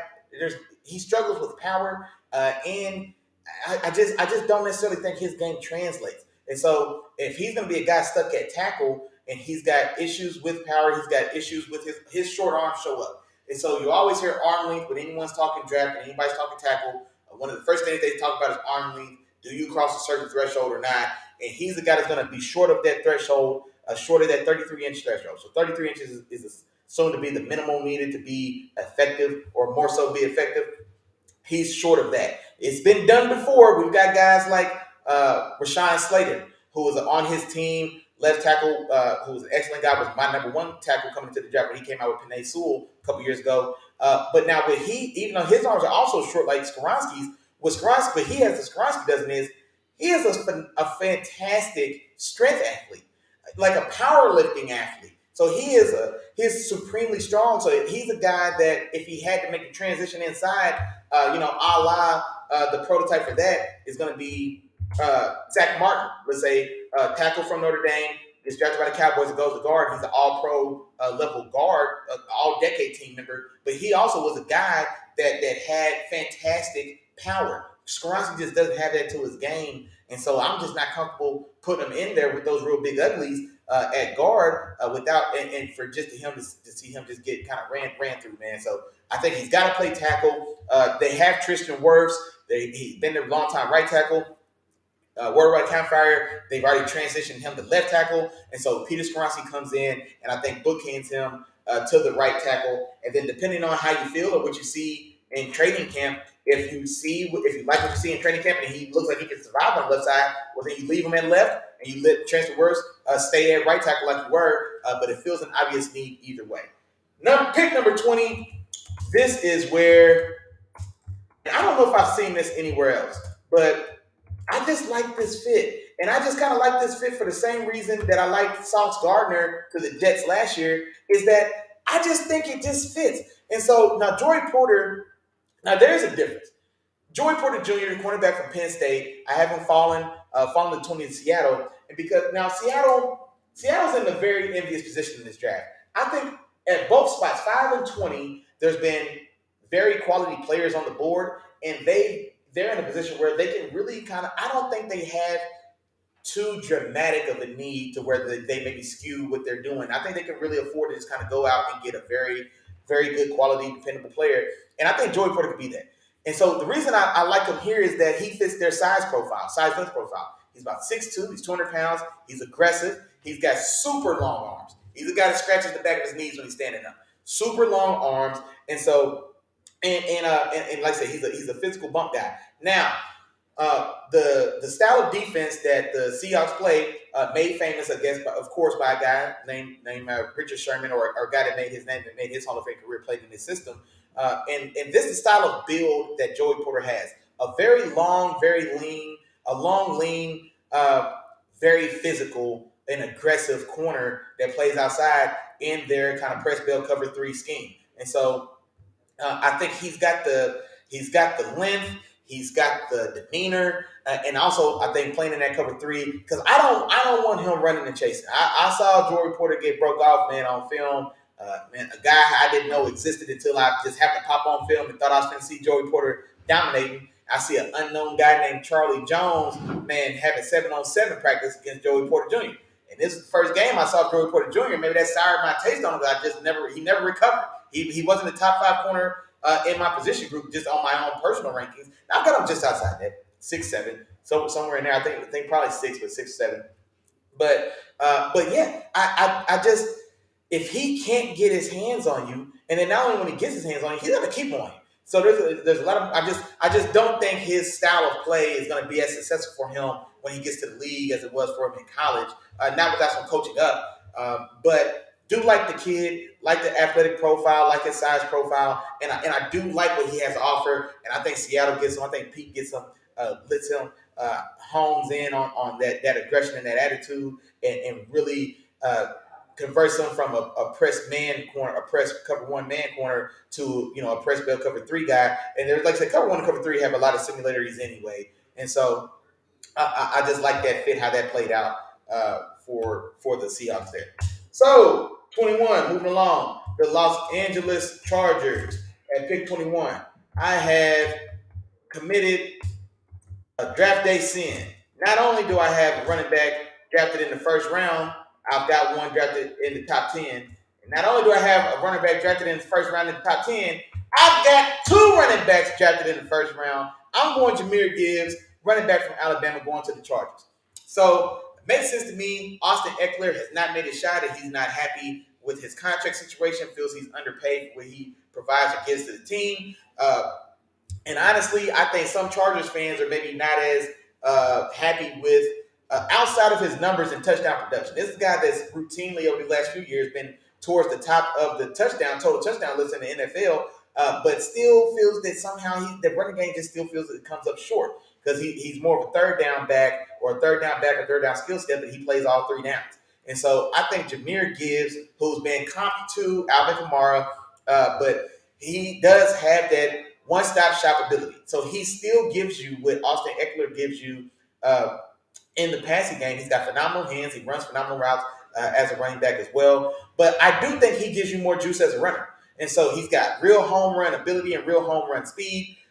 He's a guy that he gets the right hole, he can take 60 yards. And I think Austin Eckler, while he's quicker than fast, and I don't necessarily think he doesn't really take the top off the roof, so to say. I think Jahmyr Gibbs can do that.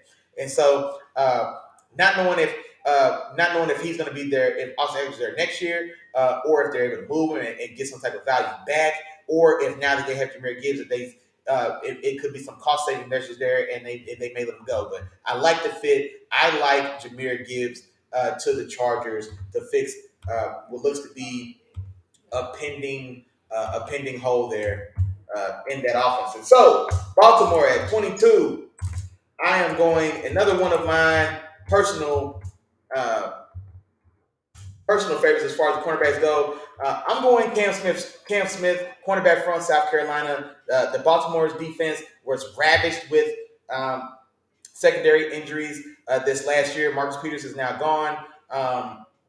Who was it? Both two of the safeties are out as well. Marcus Williams left previously. Marcus Williams had already previously left.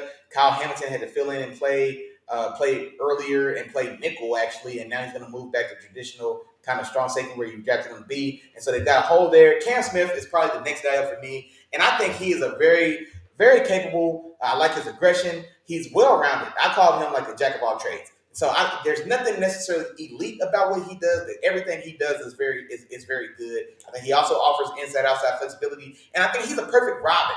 Like he's a perfect number 2 corner. They already got their dependable lockdown guy and Marlon Humphrey manning one side, so he just needs a partner that can kind of wear a lot of hats to kind of do a lot of the other things needed to get done in that secondary and really pair it well. So I like that fit. I think, like I said, I think right on the wall. I think Lamar's going to come back and play with OBJ and have a real dynamic outside with him for the first time in his career. We'll see how that goes. If Levis is here, I still wouldn't think he's the guy. I don't think Richardson is the guy.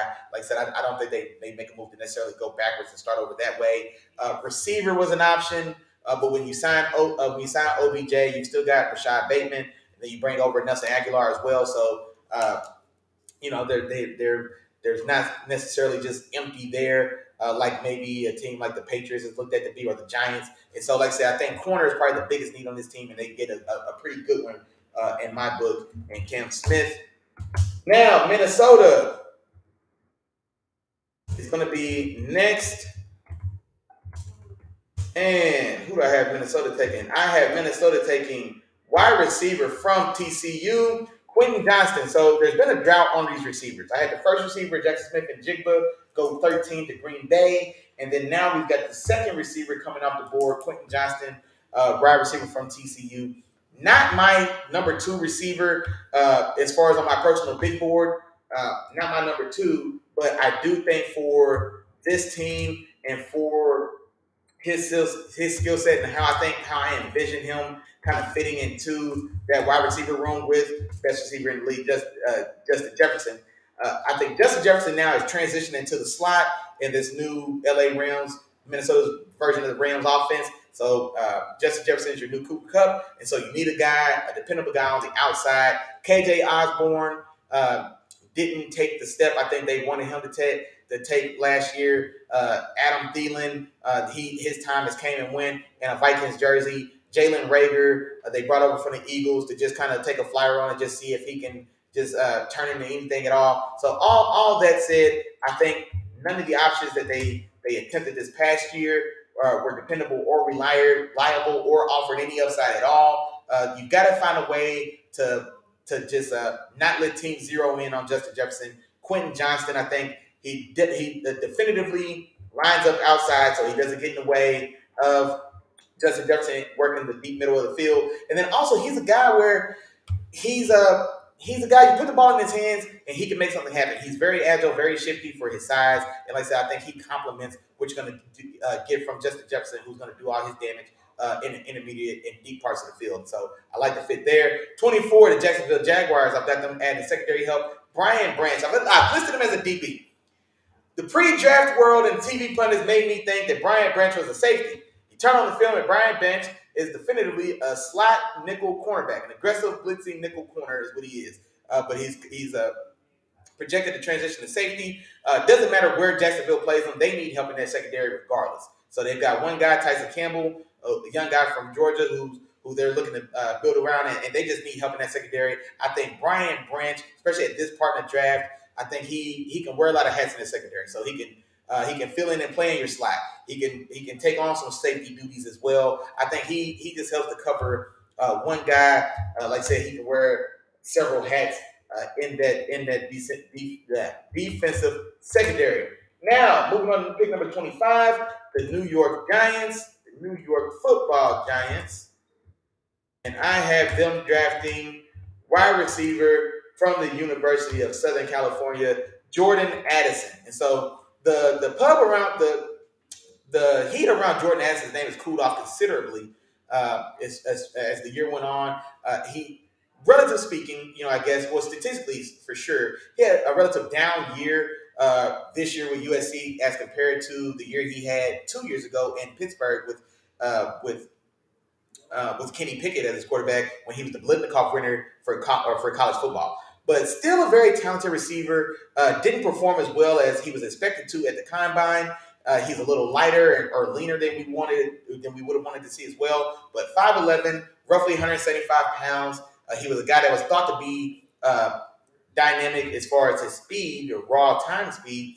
But he's a 4.5 guy as opposed to a low 4.4 or 4.3. There were guys saying he was going to run low 4.3, and instead he runs mid 4.5. And so his stock has definitely took a considerable hit as a result. But I still think, all told, for me, he was my number 2 receiver. I still had him above a guy like Quentin Johnston. I like his floor. I think he's a guy. He just knows how to play the position. I think he's a guy that he comes in. He'll be dependable. He'll win at all 3 levels. And like I said, he's a perfect complement. And this is also for a team in the Giants that just don't have a lot of weapons on the outside there. So Wan'Dale Robinson in the slot, a couple of the cast-offs from Buffalo. Dave Ball was able to go get some of those guys. But you still need to just build some guys to build around. Now, Jordan Addison isn't there to be like necessarily the number 1. You still need a guy. They still need a true definitive number 1, but they just still need help. They need dependable bodies in that wide receiver room, especially when somebody thought it was a good idea to give Danny Dimes $40 million a year. Giving Danny Dimes $40 million a year, Saquon hasn't signed his franchise tag yet, and so you've got to get some weapons, somebody on the outside that can show up every week, week in and week out, and be reliable, and I think Jordan Addison can do that. Now, 26, the Dallas Cowboys, and I have a typo. Brian Bresee. That should be Brian Bresee, defensive lineman from the University of Clemson. I was surprised how much I really enjoyed Brian Bresee.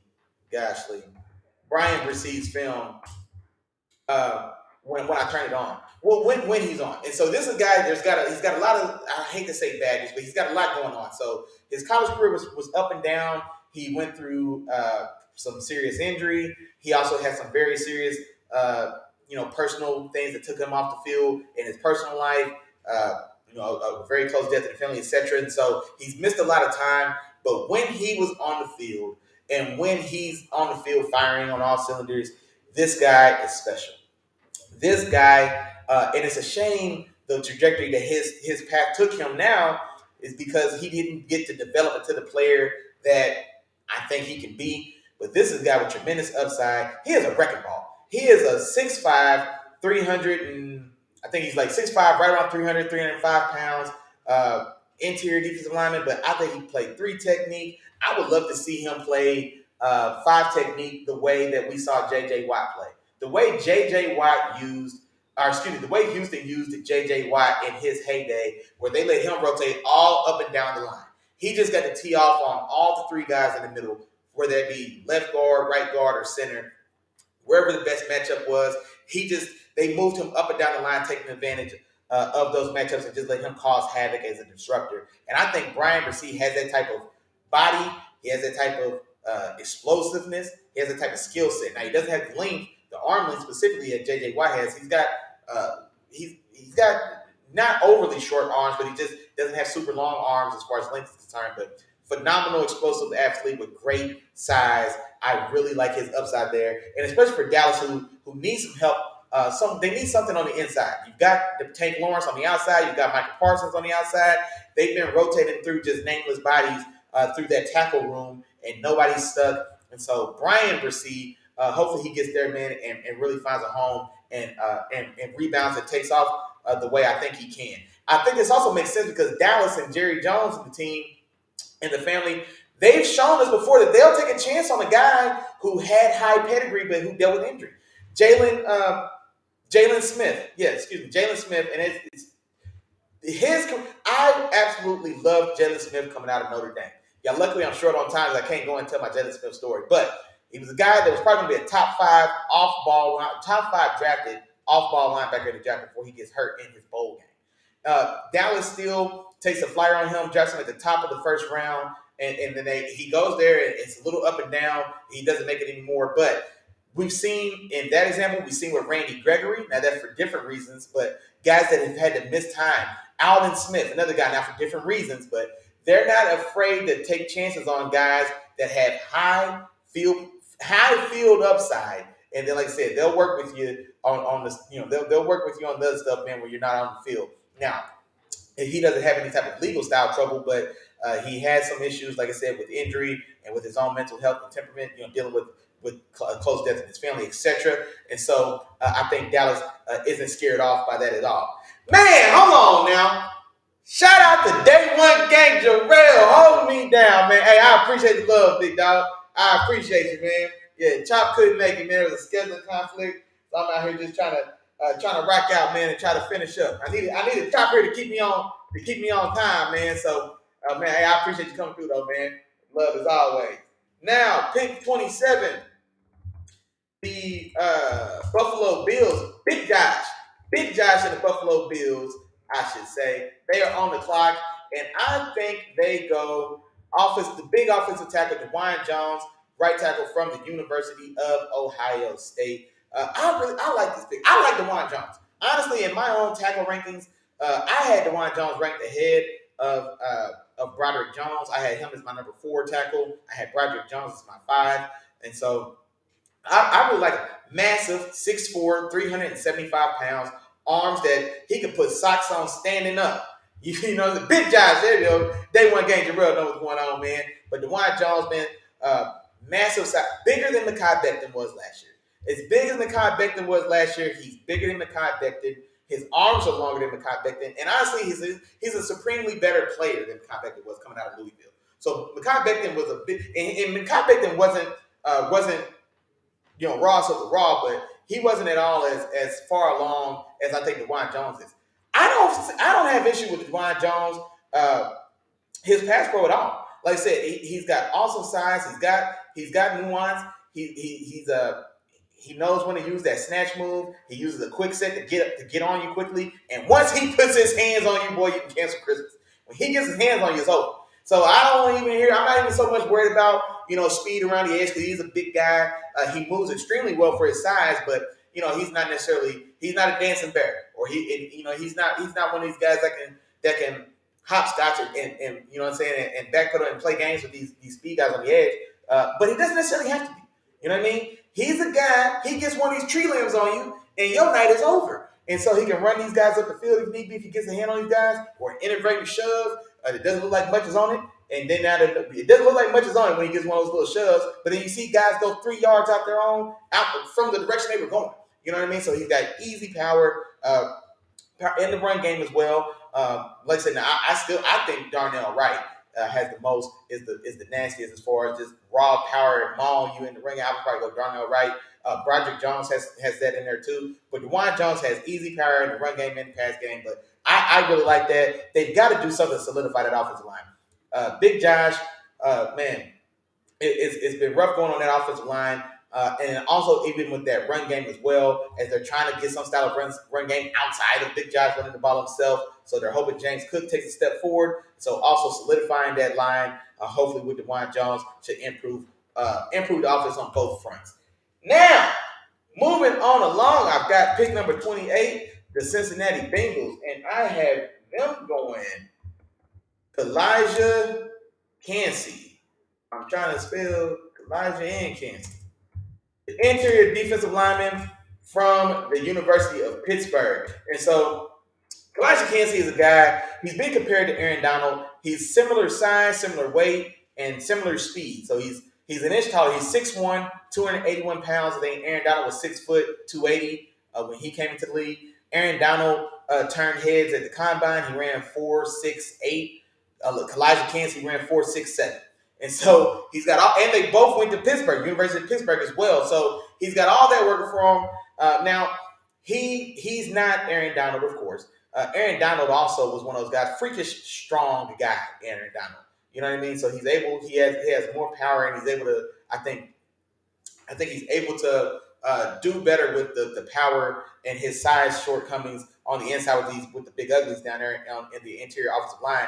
Now, Kalijah Kansey's fireball, man. He has excellent, active, violent, fast hands, an excellent, active, explosive first step. He has probably the best pass rush package of any rusher in this draft, legitimately. And so he's got everything that you want except arm length and just his raw natural size. And for me, he's the top 15 player in this draft. When I did my big board, I was like, man, just player for player is hard to tell. I was hard pressed to find 15 guys better than Kalijah Kancey in this draft, just player for player. So I think for me, you get a guy at 28, the bottom of the first round, that's a premier player in this draft. He's not a blue chip guy, but I think he is one of the premier talents. And you get him at 28. And I like what he does for that defense because their defense, they're a big body defensive line as well. Sam Hubbard and Buddy and Trey Henderson are your defensive ends. Both those guys are like 200. I think with Sam Hubbard maybe like 260. Trey Henderson's probably closer to 275. They're like big body, those are big off-road trucks on the ends. Then on the inside, they've got BJ Hill and another massive tackle. So I think Kalijah Kancey, not so much the Aaron Donald comparison, and not even this next guy, but long time before Aaron Donald, there was a guy named Geno Smith. No, not Geno Smith. Now I can't think of his name. This is why I need you, Chop. There was a defensive tackle, undersized defensive tackle. His first name was Geno. Gosh, I'm so mad I can't think of it. Geno Atkins. Geno Atkins was a 6 foot, 290-pound defensive tackle in Cincinnati for a long time, and was a player. He was a multiple-time Pro Bowler. I don't know if he ever got an All-Pro, but he was a real player. He was the undersized, quick, strong guy at defensive tackle before Aaron Donald, and then Aaron Donald came in and took that to a whole other level. You know what I mean? And so Cincinnati is a team that, now this is years ago, it was a different scheme, but I'm just saying it just put me in the mind of that. And I think he adds a lot of juice to that defensive line. They've got tons of big bodies around him that try to keep him singled up inside, and him one-on-one with just by any center or guard in the league, especially once he gets the feet under him, he's going to be a handful for any of those guys. And so I like that fit. I like that fit there and what he offers for that team. Now, 29, the New Orleans Saints. I have them going receiver from the University of Boston College, Zay Flowers. Zay Flowers is one of those guys where some guys have him ranked as he's the number 1 or number 2 receiver for a lot of guys. He's definitely a top 5 receiver for me. I think he was my number 5 receiver. I want to say he was my number 4 receiver. I did have him behind Quentin Johnston because he's another guy where I think he is limited to the slot, but he is dynamic. He is electric. He is lightning in a bottle. And so I think I like what he adds to that wide receiver room. They've got Michael Thomas, who hasn't played quality football in about 3 seasons now, but he's still there. They reworked a 1-year deal for him to see what type of player he still is. You've got Chris Olave, first-round pick from the Ohio State Buckeyes last year, who turned in a very good year last year, especially all things considered, what was going on in that quarterback room, just the no more Sean Payton drawn up fantastic plays in the dirt. And so, but a guy that still proved that he is as advertised, man. He is dynamic up the field, a dynamic up the field threat. Not dynamic, so to say, with the ball in his hands per se, but he can stretch the field. He can go up top, and he's got good body control and hands to come down with some of those catches up top, deep down the field. Oh, shout out to Doc Day One Gate Real. He said, "Hey, Mike just rail rested." Hey, he definitely rail rested. No load management for Mike Thomas this year. No more load management. That's for sure. But so you've got Chris Olave as your field stretcher. You've got Mike Thomas as your underneath possession, big body possession, slot chain mover style of guy. And so Zay Flowers, I think, is the perfect complement between the two. I think he's electric with the ball in his hands. He's dynamic. I think he can really He can really get going and get open in that intermediate part of the field, as well as being another option as well in the short part of the field. Like I say, this is the type of guy you just want the ball in his hands. The more times you put the ball in his hands, the better the chance that something fantastic is going to happen. So I like the fit there, and especially like I said, man, in a wide receiver year where it feels like all these guys are all 5'10" and less than 180 pounds. This is one that could really take the top off of your defense. Now, speaking of day one game drill, we are here at pick number 30, the back of the first round, man. One pick from the end, and the second pick for my dog day one game drills, Philadelphia Eagles, and I am typing it up right now for you, big dog. So my pick here for the Eagles at pick 30 at the back of the first, I'm going with a personal favorite of mine, Felix Enadike Uzoma, edge player from Kansas State. I loved his film. I was really impressed with the player I saw. I think I ended up having him on my top 5 edge rushers list, or maybe I don't know if it's on my final one because I updated it for my big board. If he's not 5, he's 6, but I think I still had him in there at 5. I loved his game. I just really do. He's got violent hands. He's got good size. He's got a good explosive first step. He's like 6'3", 255. I was telling Chop when we did our Edge episode, he put me in the mind of a guy I really liked last year as well. He put me in the mind of Boye Mafe, defensive end or edge rusher from Minnesota last year, who I was pretty high on. He put me in the mind of him as well. But I was a big fan of Boye Mafe. I really was a fan of what I saw from Felix and DK Uzoma from Kansas State as well this year. And so, kind of like I said before, man, Philadelphia, those Eagles, my dog, day one game to real, they want to build through those trenches on both sides of the ball. And I think they do that with this draft. Darnell Wright at 10, come in and slide in at right guard. And then maybe in 2 years or so, whenever Lane Johnson's ready to hang him up, maybe you can bump him out the right tackle. And then with pick 30, you come back on the defensive line of the ball, Felix Enadike Uzama. And so add to that D-line depth. You've got Brandon Graham coming back on another, I think, on a one-year deal. He's older than me. You know, he's 35, 36 years old. You've got Fletcher Cox, I think, back on another 1 year, just friendly, go out on your shield deal. Kind of like what's going on with Jason Kelsey as well. So he comes back as well. And then the rest of that D-line, they've got some youth on the inside. You got Jordan Davis. It's time to get some youth on the outside. So they've got some bodies there. Josh Sweat, y'all paid him a fair little bit a couple years ago, but hasn't been like he's a guy, but he's more so he's meant to be in rotation. So you still need to add to that rotation. You got Hassan Reddick, who's a hybrid specialty player.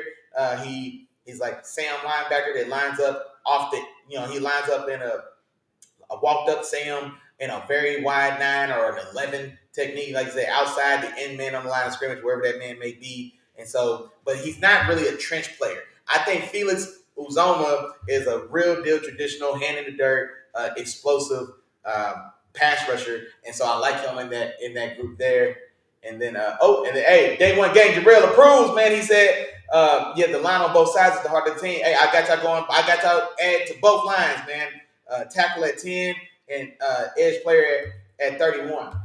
Then now, that brings me to the last pick of this 2023 first round mock draft from your dog, Willie Jack. And I am having the defending Super Bowl champion, Kansas City Chiefs, go Anton Harrison, offensive tackle from the University of Oklahoma. So the Chiefs, they had some movement on their offensive line this year. So you have Orlando Brown. Orlando Brown does his best impersonation of Dennis Schroeder from the Lakers, turns down a very lucrative contract only to leave in free agency and make less money. And so they lose Orlando Brown. Orlando Brown Jr., he goes to the Bengals. He gets $16 million a year. Now, he does set the record for most guaranteed at time of signing for an offensive lineman. So he took his upfront bag as opposed to the grander, like yearly money, etc. However it shook out, whatever he had to talk to make that make sense for himself. But you lose him at left tackle. They go out, they sign Jawan Taylor from the Jaguars. Now, Jawan Taylor is a pass blocking specialist, but he was a right tackle. He's been a right tackle. I think he was a right tackle in Florida when he came out of Florida, if I remember right. I remember him coming in. I'm pretty sure he was a right tackle in Florida.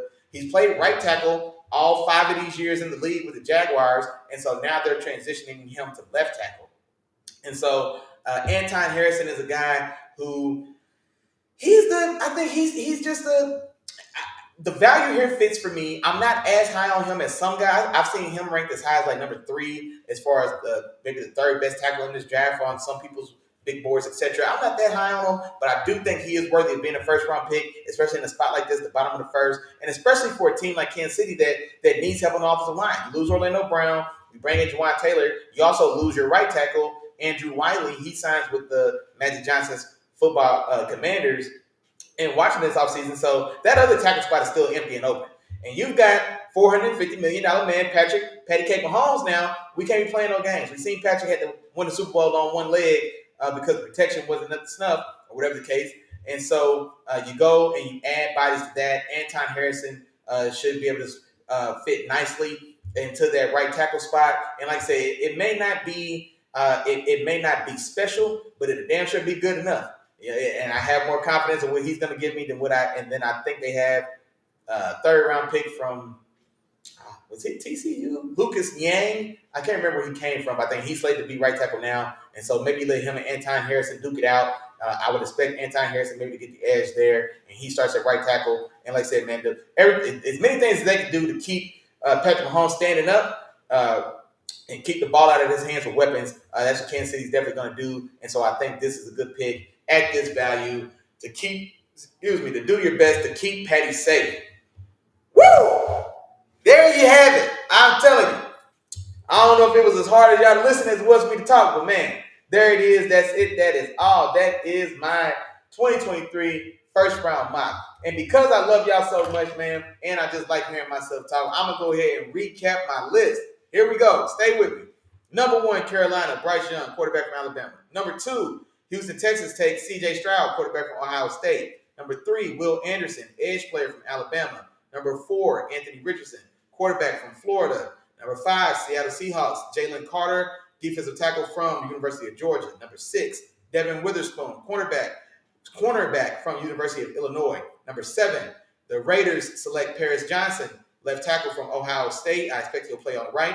Number 8, the Atlanta Falcons. And like I said, man, I didn't go with me now. Nolan Smith, edge player from University of Georgia. Number 9, Chicago Bears, Bijan Robinson, running back from Texas. Number 10, Darnell Wright, offensive tackle, offensive lineman from Tennessee. Number 11, Will Levis is drafted by the Tennessee Titans. Number 12, Tyree Wilson, edge player from Texas Tech, goes there to be the new head man on the front line of DeMeco Ryans' defense. Number 13, Green Bay, Jackson Smith and Jigba, breaking the long-standing streak of no first-round receiver selected. They do it in the first year that they trade Aaron Rodgers. Receiver from Ohio State goes there to be Jordan Love's number 1 option. 14, the New England Patriots select Christian Gonzalez, cornerback from Oregon. A little bit of a fall. This is a guy that I think could easily be top 10. The way it shook out for me, man, he fell. He could have went to 10 at the Eagles, but like I said, I think they prefer both trenches, so I let him slide past there.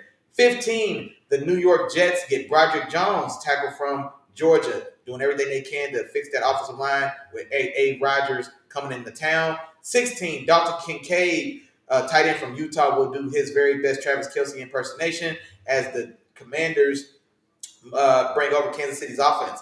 17, my Pittsburgh Steelers select Deontay Banks, cornerback from Maryland. Really like his athletic upside, and I just love thinking that he could have a year, maybe even 2 if we're lucky, of learning under Patrick Peterson. Number 8, pick 18, Detroit Lions, back again for the second time. I gave them Will McDonald, edge player from Iowa State. I think Will McDonald is going to be an absolute animal in this league. I'm telling you right now. He may be my guy in the early runs, depending where he goes for defensive player of the year. I think he's gonna get somewhere. Somebody's gonna let him line up in a wide 9 and tell him, pin your ears back and don't stop until you hit the quarterback. And I think he's gonna do that just as good as anybody in this league. And so really excited about what Will McDonald may do there, especially if he's paired up with Aiden Hutchinson on the other side. 19, Tampa Bay. The slide is over for Peter Skoronski, offensive tackle from Northwestern. I think he stays at tackle. He bookends with Tristan Wirfs. I don't know if it'll be right or left, but I think if he shows the chops to stand up at the left side, then maybe they let him stay at left and let Tristan Wirfs stay at right where he has been in college and the pros to this point. 20, pick 20, the Seattle Supersonics, the Seattle Seahawks. Joey Porter Jr., quarterback from Penn State. I like his size and length profile, as well as his aggressive demeanor. I think he fits with Pete Carroll's skill brain fart. He fits what Pete Carroll's looking for in his corners with that size, that length, and like I said, that aggressive bump skill set. Now, 21, the Los Angeles Chargers select running back Jahmyr Gibbs from Alabama to replace or supplant or replace Austin Eckler, who's not been quiet about a contract dispute. He wants more money. 22, Baltimore Ravens, Cam Smith, cornerback from South Carolina. I like Cam Smith. I think Cam Smith is, like I say, he's a little under the radar, jack of all trades. There's nothing there that's great, but everything there is pretty good, or really good if you ask me. 23, Minnesota Vikings pair Quentin Johnston, receiver from TCU, to go outside of Justin Jefferson's Minnesota Vikings wide receiver room. 24, the Jacksonville Jaguars select Brian Branch, do-it-all DB from Alabama. I'm not going to call him a safety. I didn't see any snaps where he lined up at safety organically. I saw him rotate from slot to safety sometimes when they pass receivers. I didn't see him take one safety snap. But projected to transition to safety, whatever he does, whether it be corner safety, dime package blitzer, whatever, he can get it done for in a secondary in Jacksonville that just needs bodies as they've lost and let go of some guys.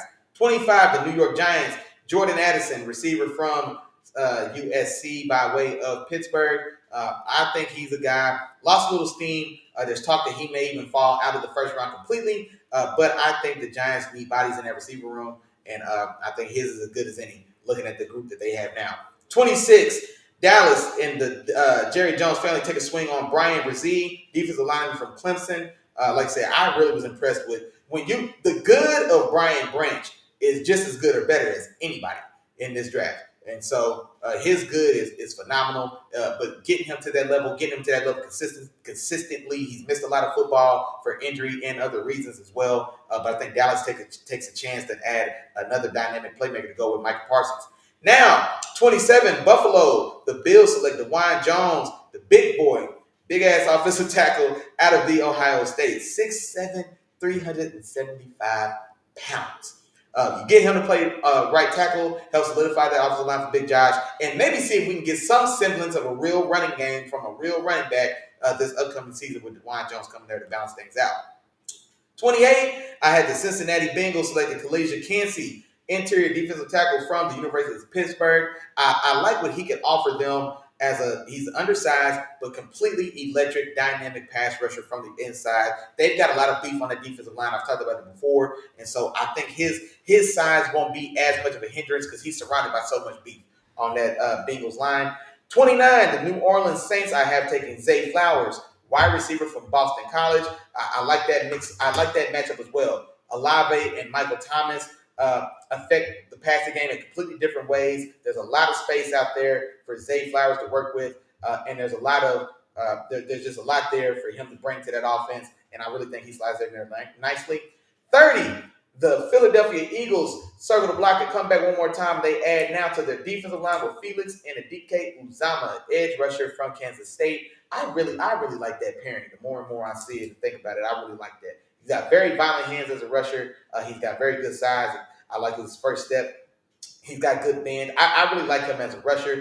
And last but not least, your defending Super Bowl champion Kansas City Chiefs select Anton Harrison, offensive tackle from the University of Oklahoma, to bookend with Jawan Taylor, free agent signing in the offseason to play left tackle.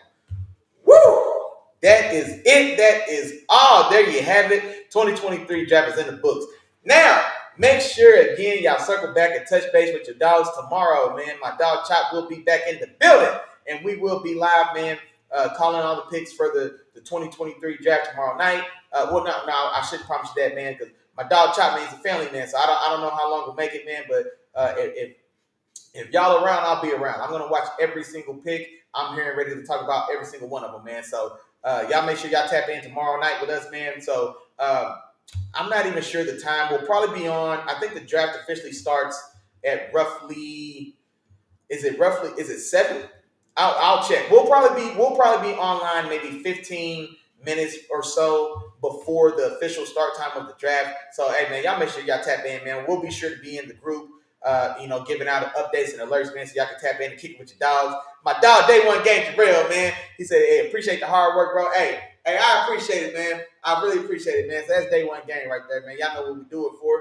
And other than that, man, hey, I appreciate all the love, man. I appreciate all the members that came through, man. One more time for Day One Game, Jarrell in the building, man. Appreciate you holding me down, big dog.